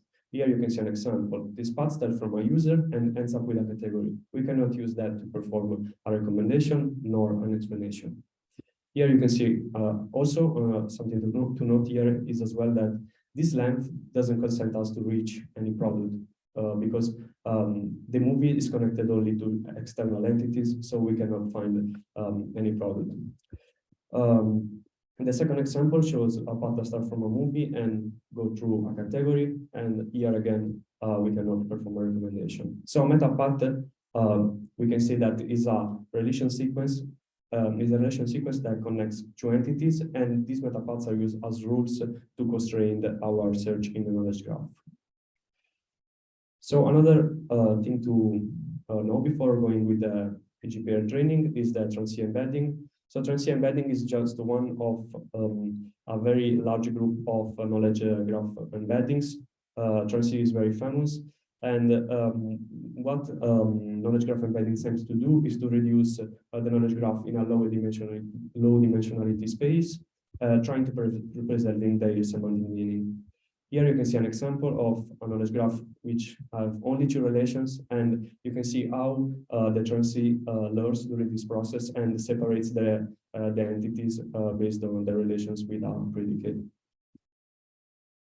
So the transient is crucial for BGPR because it will be used for two main functions. The one is the multi-op scoring function that will be used to construct the path step by step, and the reward function that will be the one that make the model understand which is the best policy. So let's start now with the BGPR.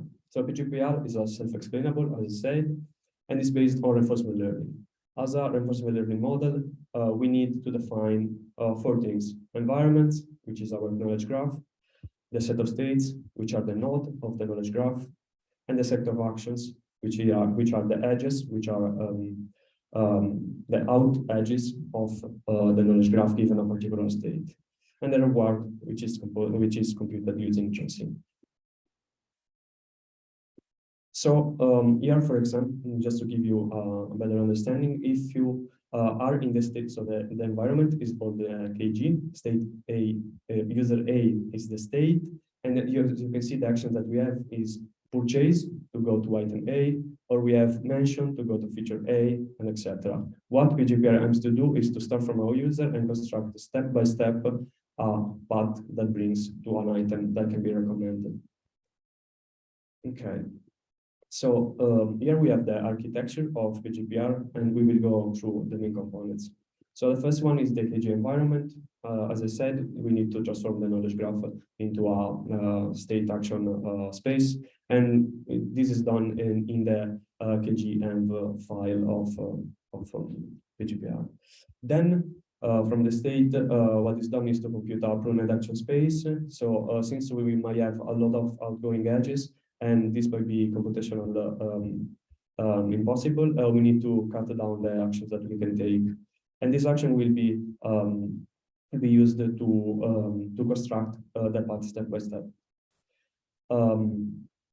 Then when we reach a product, for example, if we have started with the user and we have reached all the way until this product, we will compute a reward that will be given as a feedback to the policy value network.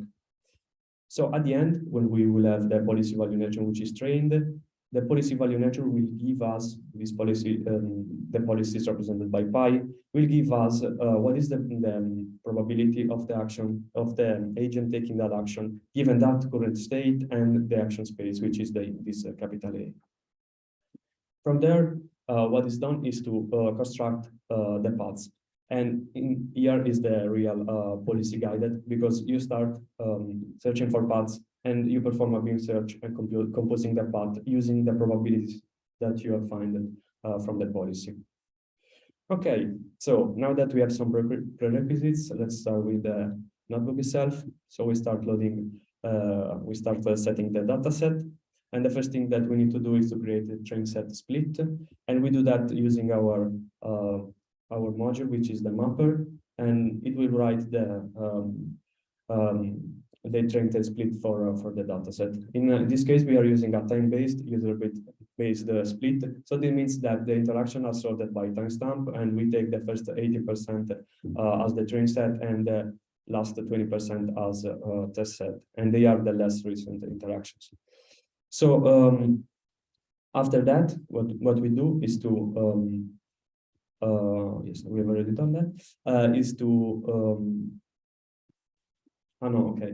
Now we have just imported, so we need to do that, and then we can move to the preprocess. We can see what this file has created, what this function has created.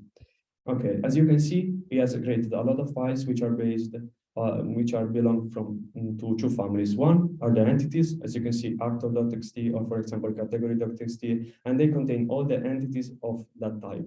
How this is done, they are inferred by the relation. If, for example, I have a triple which has a relation belong to, I know that the entity head is a movie and the entity tail is a category. So In this way, we group all the entities and we group also the relations. For example, category, product to category. Okay. Here you can see an example of the training set also. You can see that the training set is written as the UID, PID, the implicit feedback, so in this case is 1, and the timestamp of the interaction. Okay. So here we will compute the mapper to BGPR. So the structure that we saw before, in reality, it was there because it was already computed. That will be computed by the map to BGPR file. So the entities and the relation files will be created by this map to BGPR. We have already everything in the folder, so of course, running the ls, we see all the files. And here, to give you an example, let's take the editor entity file and let's see how it's composed. We have the new ID and the name, which is the old ID of the editor in the knowledge graph that we have in the standard format.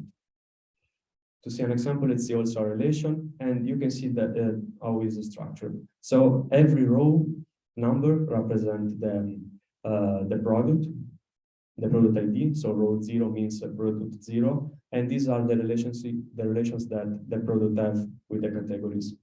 Because we are in the belong to file, so category, product, category. So these are all the categories which are linked to the row 0, which is the product 0.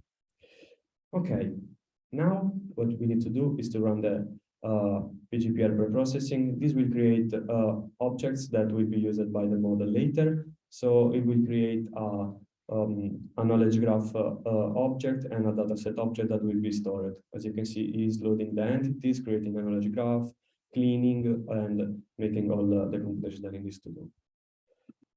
The files are created. Sorry for interrupt you. There is a question in the chat. Yeah. Was for a point that you mentioned at the beginning. How big can the action space get here if each item is a node in the graph? Okay, so it depends by the dataset. If the dataset has a lot of outgoing edges, you might find out you might have a lot of possible actions, and this depends by the density of the graph. And you need to perform a pruning, which is already implemented in BGPR, and we performed that with 250 actions. But it depends by the dataset, and you can tune also the pruning based on that. I hope this answers your question. Okay. Do I close the chat? Okay, done. Okay, so as I was saying, these files will be created in the preprocess BGPR 10 folder, and as you can see, these are the classes that I was saying: the dataset.pkl, the kg.pkl, and also we have the transembed, the transembed. No, the transembed, we are going to train it now. So the next step to do now that we have the dataset in the right format is to learn the transembeding. So the representation of our knowledge graph in the translated space. So this can be done running the train transc model .py, and these are the main hyperparameters. So we have the epochs, batch size, learning rate, which are pretty standard, with the K for Adam, and all the parameters are pretty standard. The only one which are particular are the embedding size, which defines the size of the knowledge graph embedding and the number of negative samples. So what is done usually to regularize this type of embedding is to create false triplets to make the model more robust. So you can train the transient running this cell. I will show you, but you don't need to run it now because it takes approximately 1 hour with my GPU. And so I don't know how much does it take with Colab. So at the end, it works, I guarantee you. You will have this transient model as the epoch 30, in the case we have specified 30 as epoch. And this will be the representation of our knowledge graph. From there, we can move to the next step, which is the training of the agent. And what is done? So what is done is to start with an empty state and randomly sample a user. So the agent will always start from a user and will firstly evaluate all possible valid actions, so all the outgoing edges, and based on the multi-op scoring function, we'll sort them from higher to lower. And from there, we generate multiple paths at the same time. As you can see, the multi-op scoring function is composed by the embedding multiplication between the entities that compose the path. For example, if we have a path of len 1, we are just doing the multiplication between the entity head and the entity tail. And we will add every time the embedding from the new piece of path that we are creating. Then we repeat this previous step. So at the step 0, we have a path of length 0, at the step 1 of length 1, etc., until we reach the length which is desired. In our case, is 4. So when we and the other thing that we want is to reach a product. And then we will give the reward to the policy. And this is done computing the transient embedding the product between the entity 0, which is the user, and the product. So this is pretty much the relevant score between the user and the product.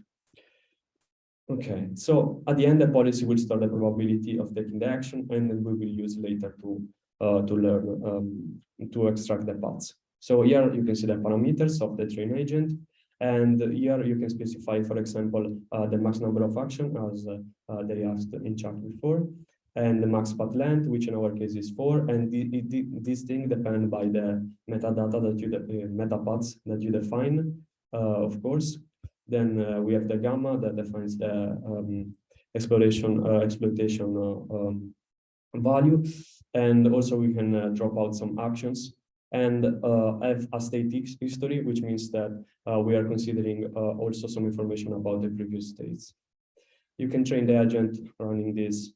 It's common, and as you can see, your agent will start to train, but we don't need to do that now, so we will stop this training.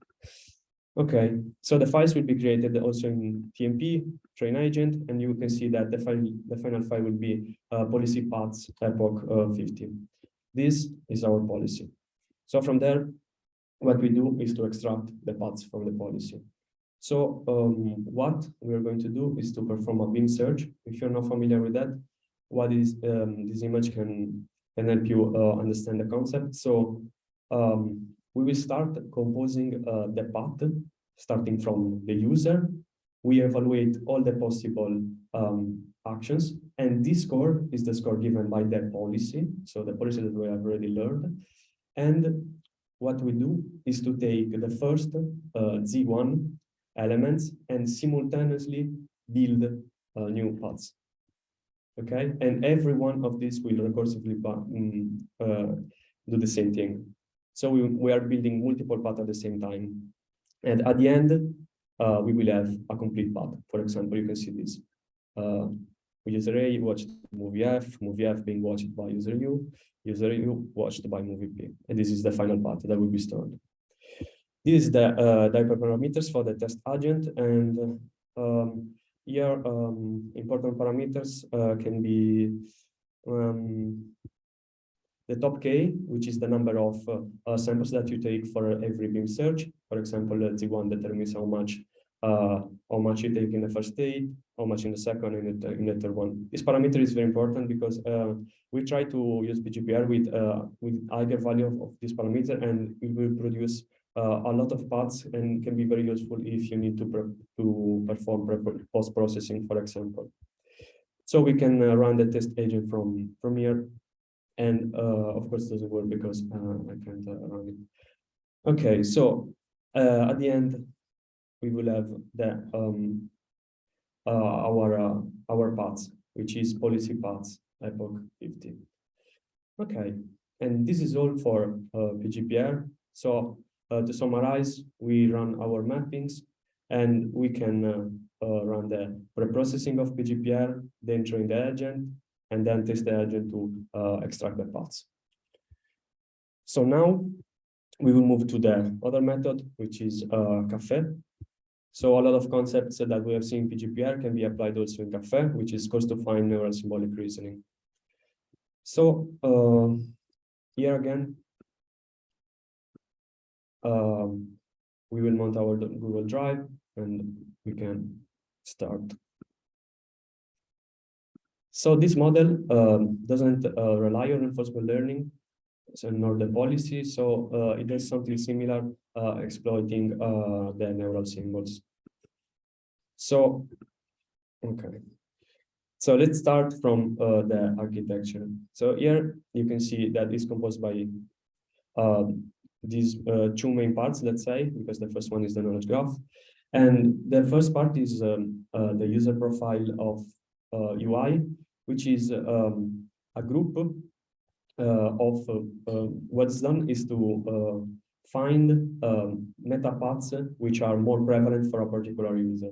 For example, the model starts a search and try to understand to weight which meta paths is more useful for a particular user. For example, a user might be more prevalent to watch movies which are related by category or by editor or by writer, for example. So this step will try to learn the user profile and will weight which meta paths are more useful for a particular item. Then we have the neural symbolic reasoning modules. So in PGPR, we had just one reasoning step, which was done by the agent. Here we will have multiple reasoning modules, which are dependent by the user profile. And we will take the most relevant one and discard the not relevant.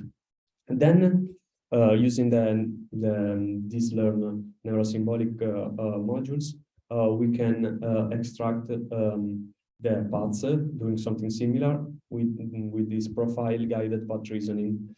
And this will exploit a layout tree structure to be more efficient and also to exploit the user profiles that we computed before. Okay, so in order to run this model, what you need to do is to compute the trans-C embedding, but since we have already computed with PGPR, we can use that. So we will just move the file in the folder. And the second thing that we need to do is to map the dataset to Café. And as I said before, these methods needs to have the entities and the relation grouped by type. So we will do the same thing. Here you can see the structure of the file that has been created by the map to Café. And here is interesting to note that we will have the KG rules explicitly defined, and this is very useful compared to PGPR when you need to define from code the meta paths. Here you can set up the relations and the meta paths directly from a file. So then to run Café, we need as well to do a preprocessing. So similar to PGPR, we need to run this preprocessing. The preprocessing of Café takes a long time, approximately 1 hour, because it builds the user profile modules. So the profiles are learned in this part. Then, when we have the user profiles, we are ready to train the neural symbol, and we will train the neurosymbolics modules, but I put also a description of the user profile composition here, if you're interested. So the neurosymbolic reasoning modules will be learned using this prominence score, which tells us how much a path pattern, in this case is referred with P, is valuable for a particular user. And then the neural symbolic reasoning model will perform a heuristic search to find the profiles. Then every module relies on the reasoner. So every of these modules rely on our user profile and the type of the user profile, and take part in the reasoning process for that particular pattern. So finally, to train this neural symbolic, here you can see the code and the hyperparameters.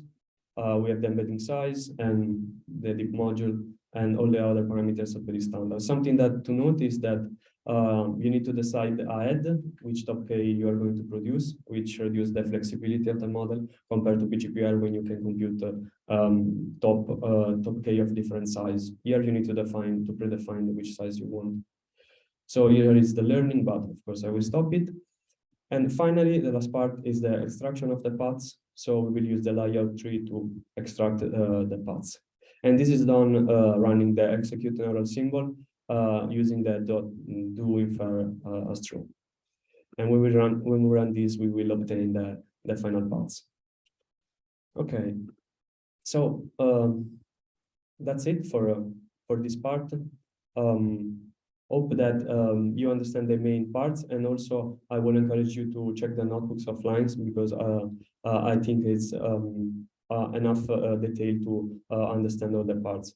And also with this guide, you will be able to also run the models by your own and also use our pre-trained. So without further ado, I think we can move to the other part if Mirko is ready. Yes, thanks, Giacomo. Okay, You so could I should stop sharing. okay. Yes, thanks. Sir? Yes. Yeah, sure.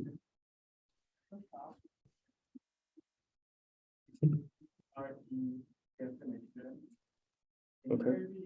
I was reading it, I didn't quite understand. Which one, sorry? Mhm. Here. Okay, okay. Can you give, Yes. we sent that somewhere. Yes, yes. So this task is a task where we are using the knowledge graph, an integer k. Yes. So we use.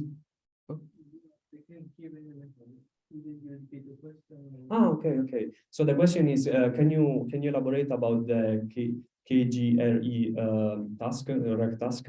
And I was saying that this task is the task of producing recommendations and paths. So analyzing the definition is given a knowledge graph, which is the set of triplets, and an integer k, which represents the maximum size step that we want. So how much longer the path we want to construct. The goal is learning to learn a model, in our case, BGPR or CAFE, that takes the users, the products, and the paths.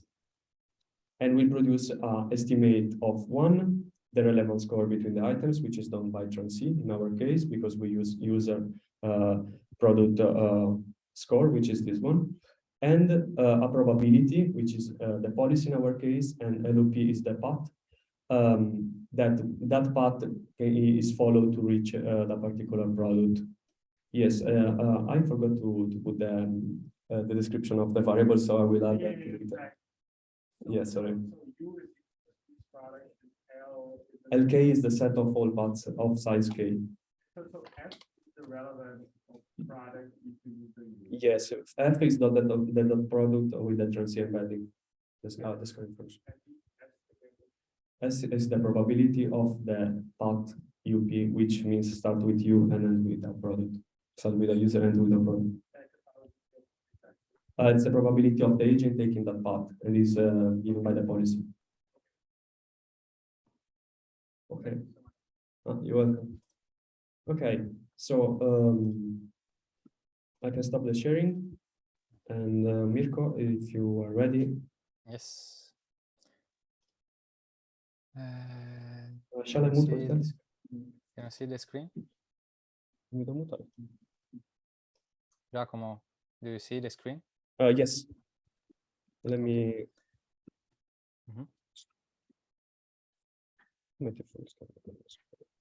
Okay, great. Thanks, Giacomo. So in this last part, given that we have seen methods and so on, we provide a short overview of works that are relevant from the perspective of the explanations evaluation. So in general, it could be desirable if an explainable recommendation model can achieve comparable or even better recommendation performance than conventional non-explainable models, and meanwhile achieve better explainability. To evaluate the recommendation performance, we can adopt the same measures as well evaluating conventional recommendation algorithms. For instance, for rate prediction tasks, we can use mean absolute error or root mean square error, while for top-end recommendation, we can adopt standard ranking measures such as precision, recall, F-measure, and normalized discounted cumulative gain, as you would normally do with the other recommendation models. We can also conduct online evaluations with real users based on online measures such as click-through rate and conversion rate, which are frequently used to evaluate ranking performance. There are also plenty of other properties that should be considered while providing recommendations to users, such as their explainability, novelty, diversity, and so on. In this part, we mainly focus on the evaluation of explanations. Similar to the provided recommendations, explanations can also be evaluated by directly involving users in user studies or online in a real setting, or considering users indirectly offline, such as by using collecting interaction datasets and knowledge graphs. Usually, offline evaluation is easier to implement, since online evaluation and user studies would depend on the availability of data and users in real-world systems, which are not always accessible to researchers. As a result, online evaluation is encouraged, but not always required, especially in the first stages for explainable recommendation research. Offline evaluation would be preferred in that case, since it can be used to narrow down the set of explanation models to test with users in a cost-effective way. And I should say something that we will not cover a comprehensive survey of the different techniques for evaluating the explanations, and I would like to invite you to see these two surveys that you see below for more details about a full comprehensive landscape of how to evaluate explanations.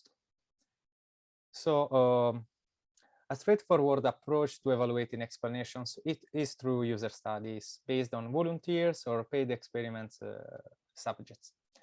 The volunteers or paid subjects can be either directly recruited by the researcher or recruited through online crowdsourcing platforms such as Amazon Mechanical Turk and Cloudflower, for instance.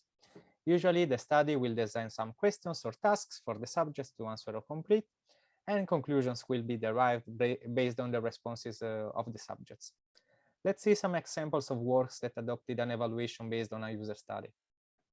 For example, as also Ludovico showed, Erlocker et al. Studied the effectiveness of different explanation styles in user-based collaborative filtering.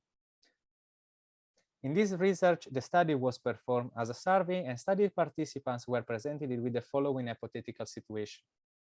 Imagine that you have $7 and a free evening coming up. You are considering going to the theater to see a movie, but only if there is a movie worth seeing. To determine whether there is a movie worth seeing, you consult MovieLens for a personalized movie recommendation. So MovieLens recommends one movie and provides some justification. Each participant was then provided with 21 individual movie recommendations, each with a different explanation component, and was asked to rate on a scale of 1 to 7 how likely they would be to go and see the movie. And then the subject's average responses on each type of explanation were calculated to evaluate the effectiveness of the different types of explanations. In a slightly more recent study, Vig et al. Conducted a user study for 4 explanation interfaces based again on the MovieLens website. Subjects were asked to complete an online survey in which they evaluated each interface about how well it helps them to understand why an item is recommended, decide if they like to recommend that item, so the effectiveness component, and determine if the recommended item matches their mood, so mood compatibility. The survey responses helped the authors to conclude that the role of tag preference, for instance, and tag relevance was important for promoting justification, effectiveness, and mood compatibility with respect to the recommendations.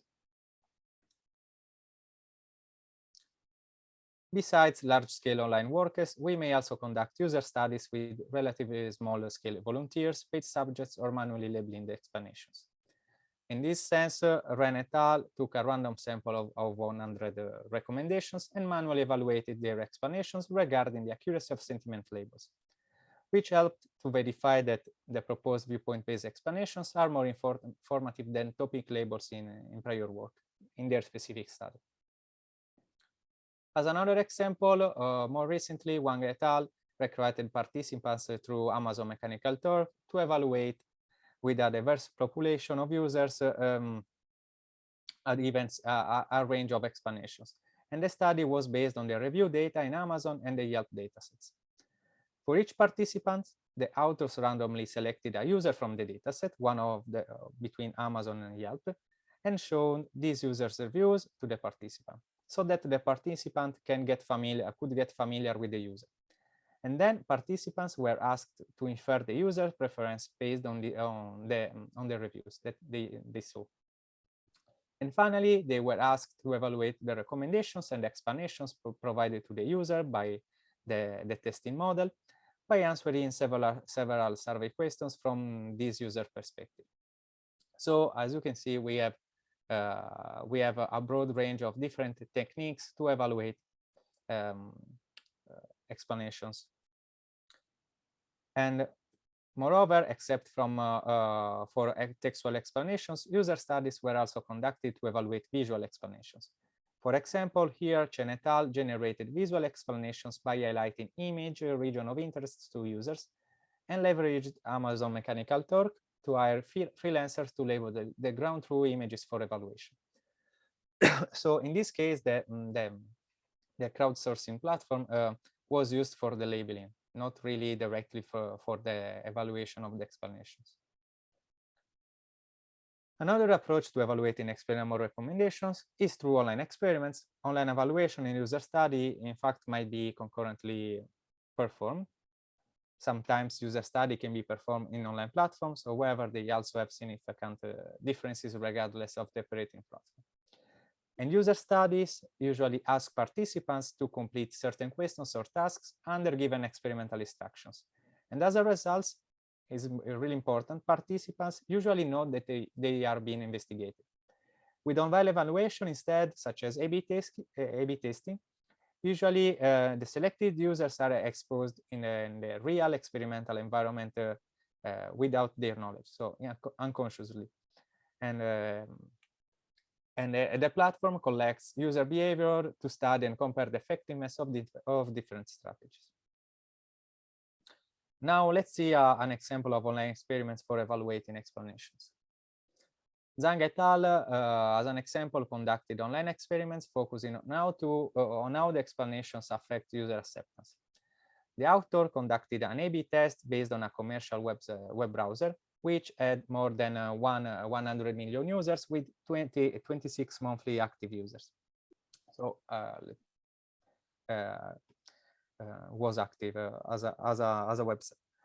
The experiments recommend compatible phones when a user is browsing mobile phones in an online shopping website.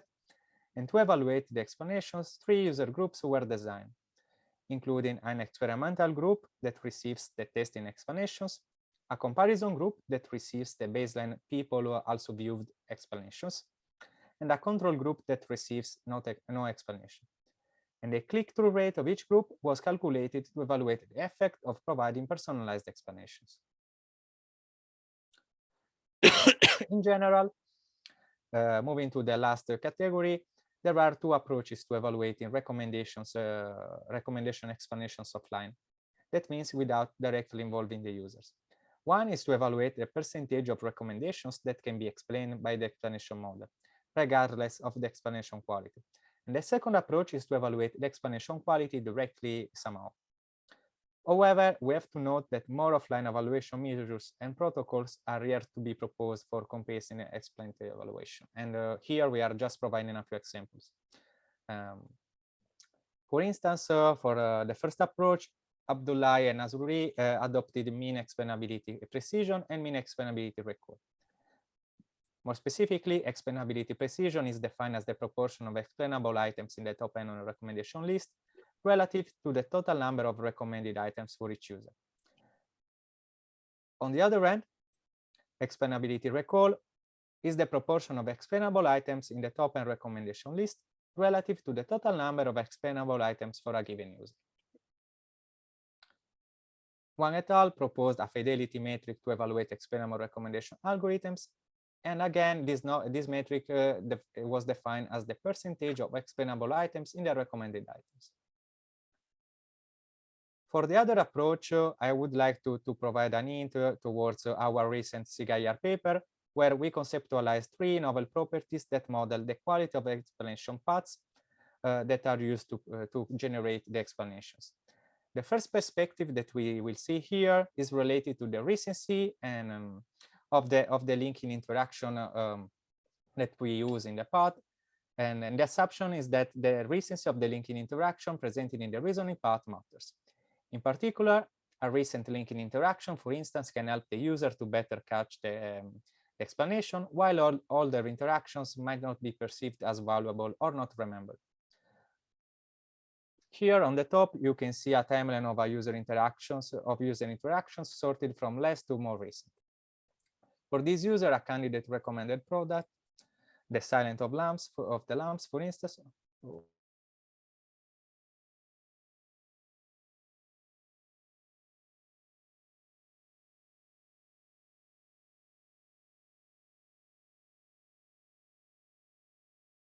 Okay, we have probably run into a technical problem. Let me check.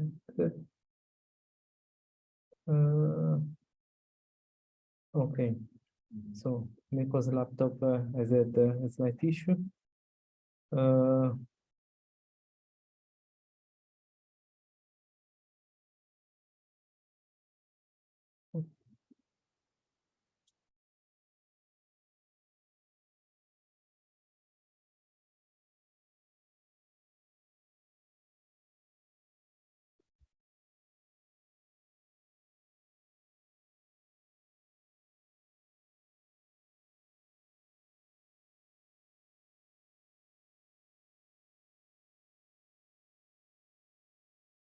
Okay, so I will continue this part. I will continue this part for Mirko and his laptop because this laptop has died. So we were talking about the linking interaction recency. So when considering user timeline of interactions, there might be interactions that are more recent. Oh,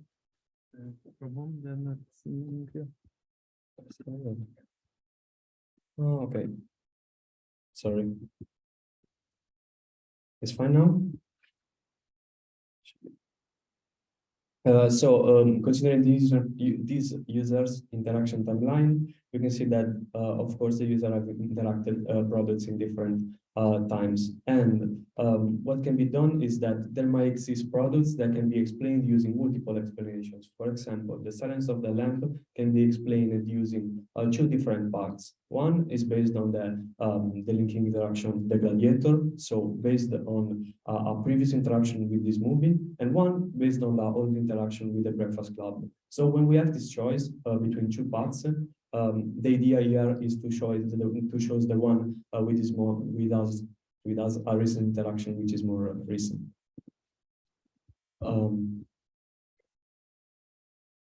The other property instead is the shared entity popularity. So we consider the shared entity, the external entity which bridge which act as a bridge between the previous interaction and the recommended product. Here, for example, you can see get used on Anna Maria Quintana. The idea here is that this shared entity can help to provide context to the user. For example, if a user receives a recommendation of an item that doesn't know, the shared entity might help him understand if the movie can be of interest or not. So the idea is that a popular shared identity is more likely to be known by the user and consequently can help to provide context.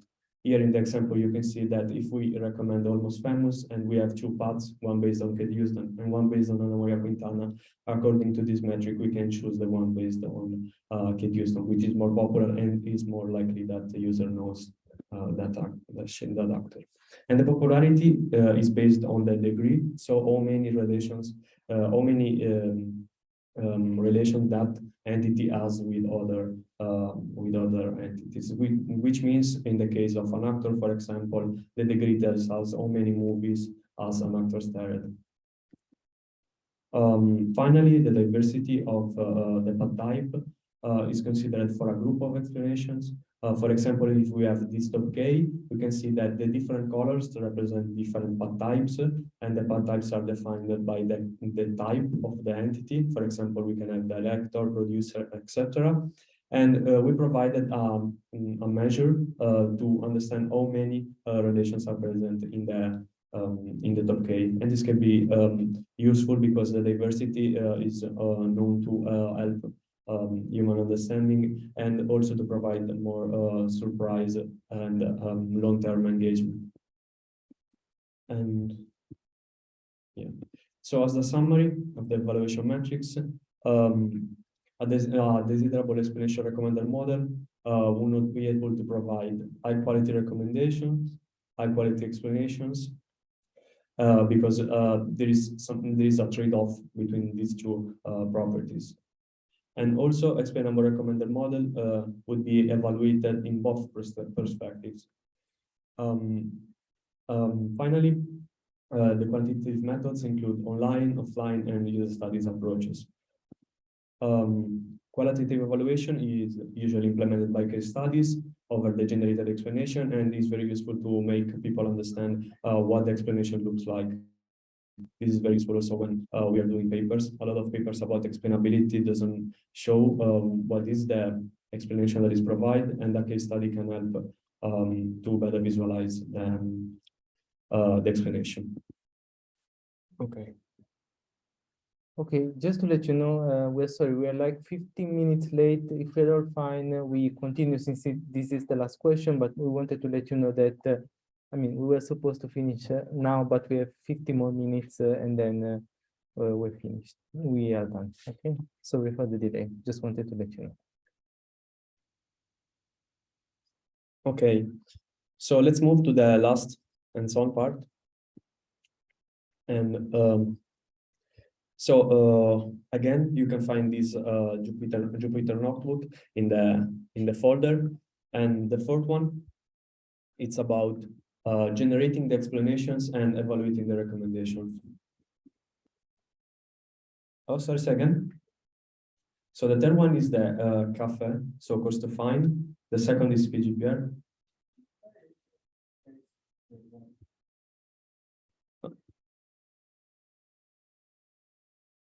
A second.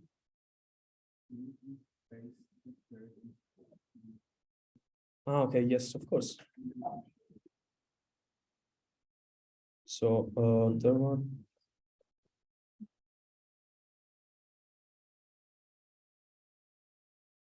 But let me know if the link is working. It's working for your. This link is working. Works. Okay, lovely. Okay, so just to recap what we have done in the previous notebook, we have trained and produced the explanation paths for the CAFE and for the PGPR model. So now what we are going to do is to use this produced path to create top case of recommendations and to evaluate the recommendation produced. And finally, we will translate the paths into textual explanation and see what they look like. Okay, so as first, let's import our modules, and we will start creating different dictionaries that we will use to store the data both of the PGPR and the CAFE, and this will be useful to make the comparison later. Also, we do that both for the top case, for the terrain and test labels that we will be using in the evaluation, for the metrics, And then we define the metrics. Here in particular, we will use NDCG, the recall at K, and the precision at K. So we will further see more about these metrics, but for now, just run the code. As you have seen previously, the paths are composed by the entities, and the entities are not in plain text. They are, of course, stored as a ID. So we need to convert them, and to do that, we can use our function entity to plain text from the knowledge graph utils, which will return a dictionary that maps the entity ID to the plain text of that entity. Then we'll use a function, which is the template function. So the paths are usually transformed in textual explanation using templates-based methods. So what is done is a template is pretty much a string of text which is composed by placeholders, and we can substitute the identities of the paths with a placeholder to generate recommendations. We will say more later. For now, let's just run the code. Okay, so as first step, we need to load the paths, and we will start with PGPR and we load the paths of PGPR. So here we can load the paths. As you can see, it takes 26 seconds, and we visualize them as first. So after that, what we are going to do is to map create a dictionary that contains the UID and the PID and the paths. Here you can see what the predicted paths looks like. So you have UID, PID, path score, which is defined by the user product dot product, and then the path probability, which is defined by the policy, and then you have the path itself. So as you can see here, that's why we need the placeholders, because for example, we have user 0, or for example, product 953. We need to map that to a real name. So so in the next shell, what we're going to do is just to group the predicted path by user and product. Something to notice is that PGPR is able to create multiple paths for the same item, and this is also the reason why we need to select the best path for a particular user product.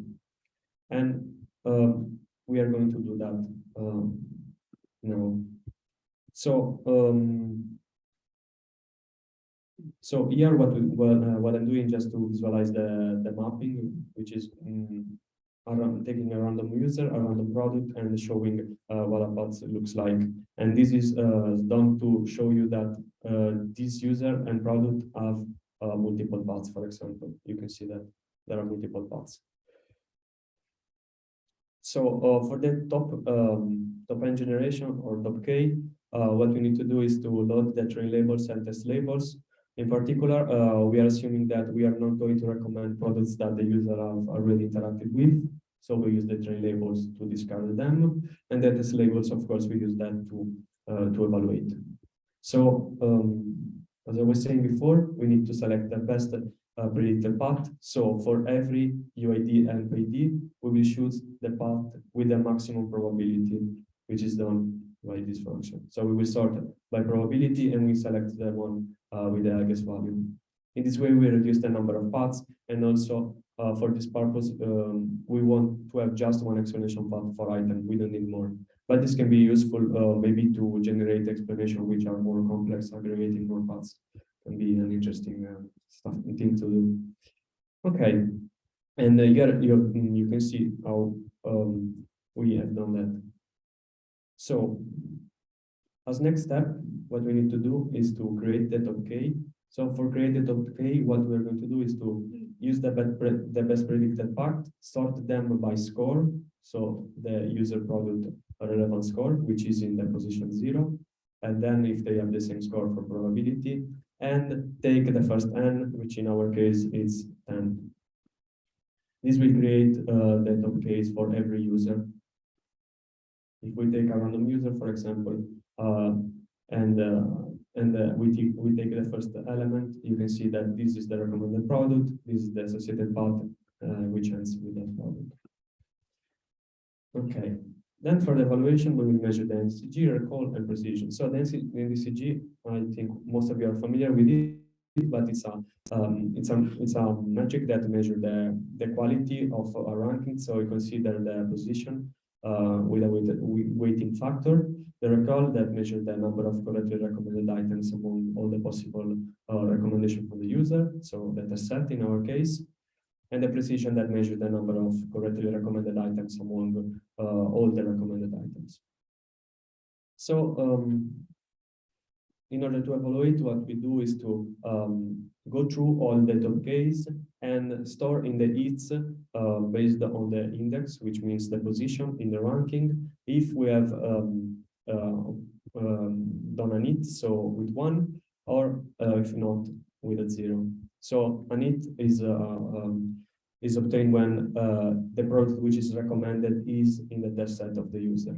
As you can see here at the end, we are saving all the NDCG and the precision record for every user in this dictionary, and we will use that to calculate the mean. So the result that you see here are the mean of the whole data set, 0.29 NDCG, and these are the values for the precision and for recall. So now that we have evaluated the model, what we want to do is to generate the final explanations. So, and to do that, what we are going to do is to use the template function that we defined before. So the template function will take the path and transform them based on this length to a textual explanation. As you can see here, the paths that we saw before have been transformed to a path which is more understandable, where the entities are converted to the real entities. For example, Boys Don't Cry is recommended to you because you watched Elizabeth, also watched by this number, because of course the users, we cannot put them with an entity. Okay, and this is for PGPR. For Café, it's pretty much the same thing, because we have standardized the saving of the paths, so they are saved in the same format. So we're going to do pretty much the same steps. And I just wanted to show how they are different. For example, here you can see that Café has the reverse relation encoded. So we have watched and also reverse watched, for example, composed by and reverse composed by. And these are some details. And but what we are going to do is pretty much the same thing. So group the explanations by user and product, and perform the evaluation. And as you can see, Café performs a slightly worse compared to PGPR, but its execution time it's lower compared to PGPR. Finally, we can create the textual explanations, and you can see what they looks like. Of course, as you can see, there might be entities which are difficult to understand. So filter processing could be useful here to clean better the explanation for the final user. And finally, we will see some insights about the last developments that we have done about the explanation quality. As we saw before with Mirko, we define metrics that measure properties of the link interaction, the shared identity, and the path type. And something that we have shown with the last work is that there might exist more properties related to the paths that are not being considered yet. For example, when we measured the diversity of the link interaction and the diversity of the shared identity, we saw that our models created decrements in those values. So there may exist a lot of different metrics that we don't know yet, and are influenced by how we generate explanations. And to conclude, something that I wanted to show is a use study of our latest work when we introduced this metric in the entering process. And you can see that this is the standard PGPR. So when we measure the recency, we have 0.5 as a value on average. And this is when PGPR means that we have optimized for recency. So all the linking interactions are based on very recent interactions of the user. And this is the recency in the processing, and this is the recency in post-processing. And the problem that we saw is that when we use the post-processing, for example, a lot of shared linking interaction are getting repeated. As you can see, Jurassic Park has been repeated 4 times, Batman 2 times, Roman System 2 times. So this side effect is something that exists, but we could not measure that without metrics. And using these metrics during the train, we can see that mitigates this side effect. Here you can see how the linking interaction are less repeated compared to the post-processing only. The same thing, we discovered the same thing also for popularity and diversity. The diversity is very interesting because the original model produced all the explanations which are based on washed, so they are not very useful for the final user because are based on another user which cannot be trusted, let's say. While our model produced on average 0.5 of diversity, so we have top K which is composed by more different relations. So that's it for this part. I hope you enjoyed, and regarding these notebooks, these notebooks should work. So I will invite you to try them locally on your machine, or downloading them or uploading back to Collaboratory. But in any case, I will keep the repository and the directory updated. So if you don't want to miss anything, just follow our sources. So questions? Yes. Thank you so much. This presentation was awesome. Thank you. Could you please show me what's in those like text? Show like the full text of like we recommend you to so this text. Yes. Somewhere. It's like Yes. Sorry. So to repeat the question for who is watching from home, how do we obtain this textual explanation? So here it was the original path, right? Which is the one produced by the model. Then we use a template which is pretty much a function that takes the path and produces the textual explanation. And the template is defined here. Yeah, exactly. Yes, exactly. Yes, if you're talking about the name, you can see that we load that using the entity to plain text. So do I understand correctly that the kappa and PGP are the two different methods accomplishing the same goal, or are they yes. Yes, They have. Inside this model, there is an internet to juggle the method, because the methods inside are mapped in different ways. So maybe you need to do different operations to extract the knowledge. This is a common problem, I think, with reasoning path models, is that they are not unifying at all. Doesn't exist a library that contains all of them. They are all different in the file system, etc. So you need to perform a lot of mappings and also a lot of manual definitions, for example, for the meta paths. And this is a huge problem also for reproducibility if you think about it. Okay, I hope I answered your question. You're welcome. Okay, there is another question yes. here. Wait, we have one question here, and then I will answer the question in chat. Yes. So you shared that you recommended people to use this to watch everything. From what I understand, you should have entities that they're still active in terms of. Yes. Some kind of that's the design choice. Or is it because the model is biased towards showing the item because what? Okay.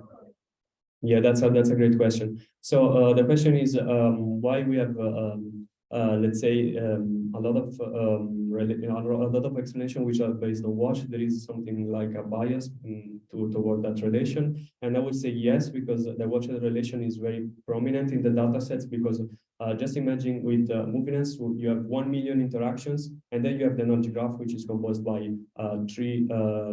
300,000 triplets, which is smaller, and so this bias in the distribution of the paths will propagate also in the explanations. And our metrics, the diversity, in some ways resolve this problem, increasing the diversity, but it depends. And also to answer the first part of your questions, the relation that exists depends by the knowledge graph that you have. Sometimes you don't have enough information to model, and depends by the knowledge graph and the metapaths that you define, which is always a subset of the information that you have in the graph. Okay, so yes, these are the two parts. Did I answer your question? Yes.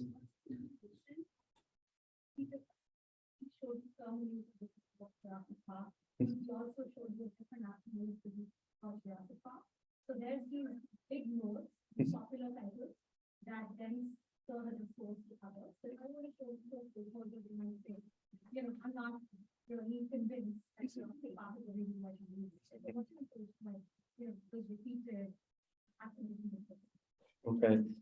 So you are asking about the why we decided to use the popularity, right? Did I understand correctly?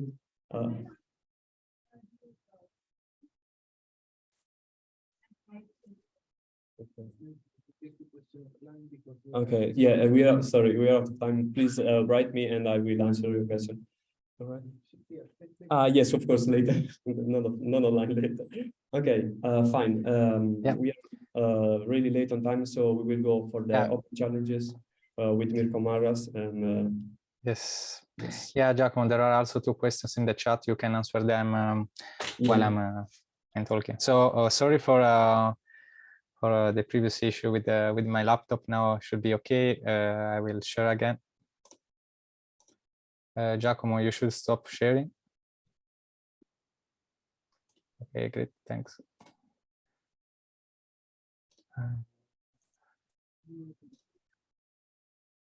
Can you see my screen? Yes, we can. Thanks, Claudio. Okay. So let's use a few slides to discuss some prospective research directions based on what we have seen in this tutorial.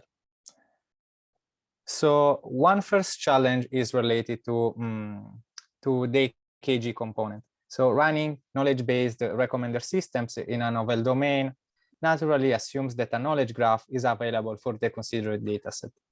However, a wide range of datasets adopted for recommendation research are not accompanied by a supporting knowledge graph, and therefore they are less explored in this class of systems. Furthermore, collecting and cleaning the source data about the other relevant entities for creating a knowledge graph is often hard and time-consuming. Therefore, devising semi-automatic methods for knowledge graph generation and quality checking is a promised research direction from this perspective.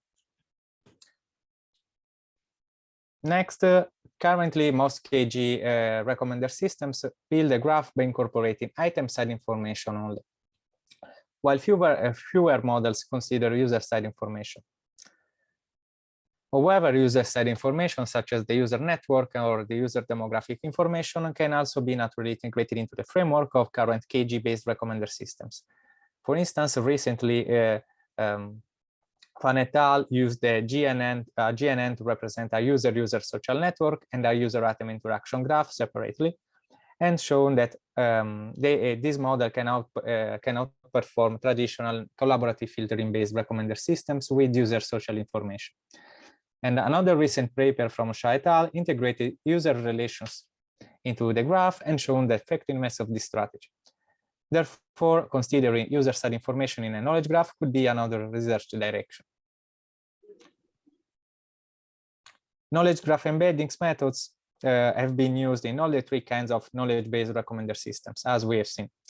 However, there is no comprehensive work to suggest under which circumstances, including the data sources, the recommendation scenarios, and the model architectures, should a knowledge graph embedding method be adopted. Therefore, comparing the advantages and disadvantages of knowledge graph embedding methods across conditions is still an open research question. Explanation quality is a broad topic, as you can imagine, so its full assessment would be impossible in the scope of a single research study as the ones appeared so far.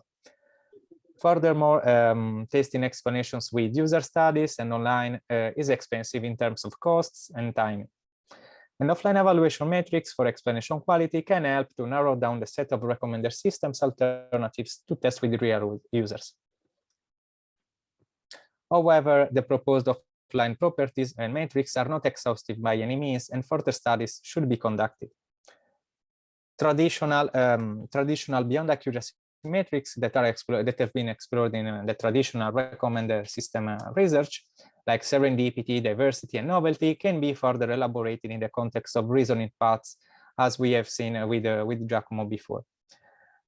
We therefore envision that conducting further studies to derive offline metrics more coherent with real-world scenarios will be an interesting direction.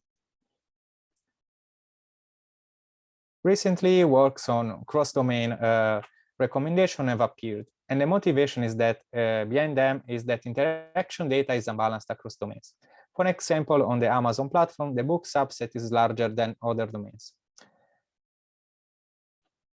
With the transfer learning technique, interaction data from the source domain with relatively rich data can be shared for better recommendation in the target domains.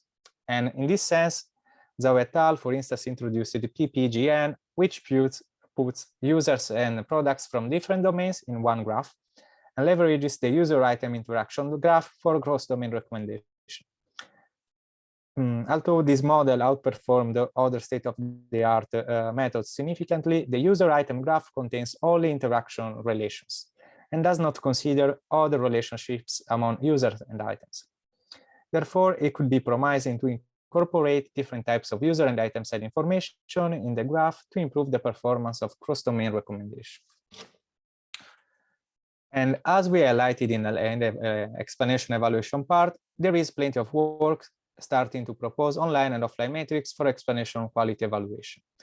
As these metrics have appeared, recent studies like the one we performed for SIGA-IR and for the extension in the journal that you have the references for them in the slides, have also shown statistically significant differences and therefore unfairness, also related to the quality of the explanations provided to the users.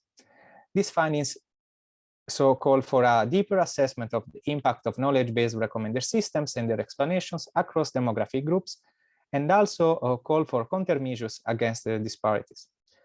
Another interesting research direction, therefore, considers the biasing methods tackling fairness of explanation quality, going beyond the fairness related only to the recommendation utility. Again, knowledge-based recommender systems, such as those based on path embeddings, leverage the entities in a path along the KG to generate the explanation for a given item, as Giacomo shown. In the movie domain, for instance, possible entities include the movies, the actors, the directors, and so on. However, being explanations, let's say, another way for someone like an actor or a director to get visibility, it should be considered the extent to which certain entities end up appearing more often than others in explanations. For instance, it can happen that a very popular actor is often mentioned in an explanation, emphasizing even more biases and filter bubbles, currently studied mostly on the items being recommended, but not in the explanations. So we believe that controlling the fair exposure of entities pertaining to humans in the explanations will be an important objective of future works. Okay, before closing, we would like to ask you to take 2 minutes to provide us with feedback for improving future versions of this tutorial, and that's it. Maybe you can scan the QR code or save the URL, and you can take a few minutes after the tutorial to help us improving this tutorial.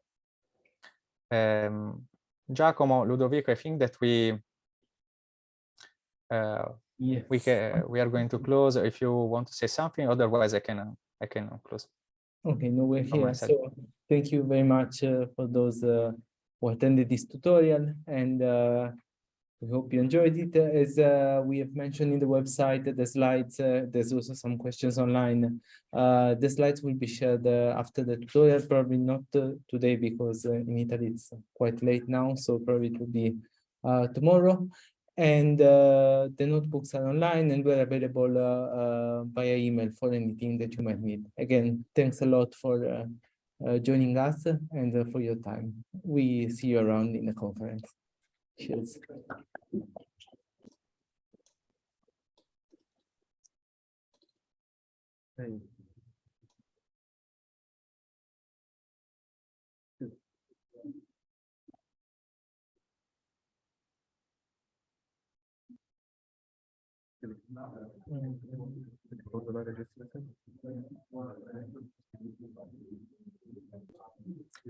Ludo, Mhm. I will save the chat because there are a lot of interesting questions such that you can answer later, maybe at the conference.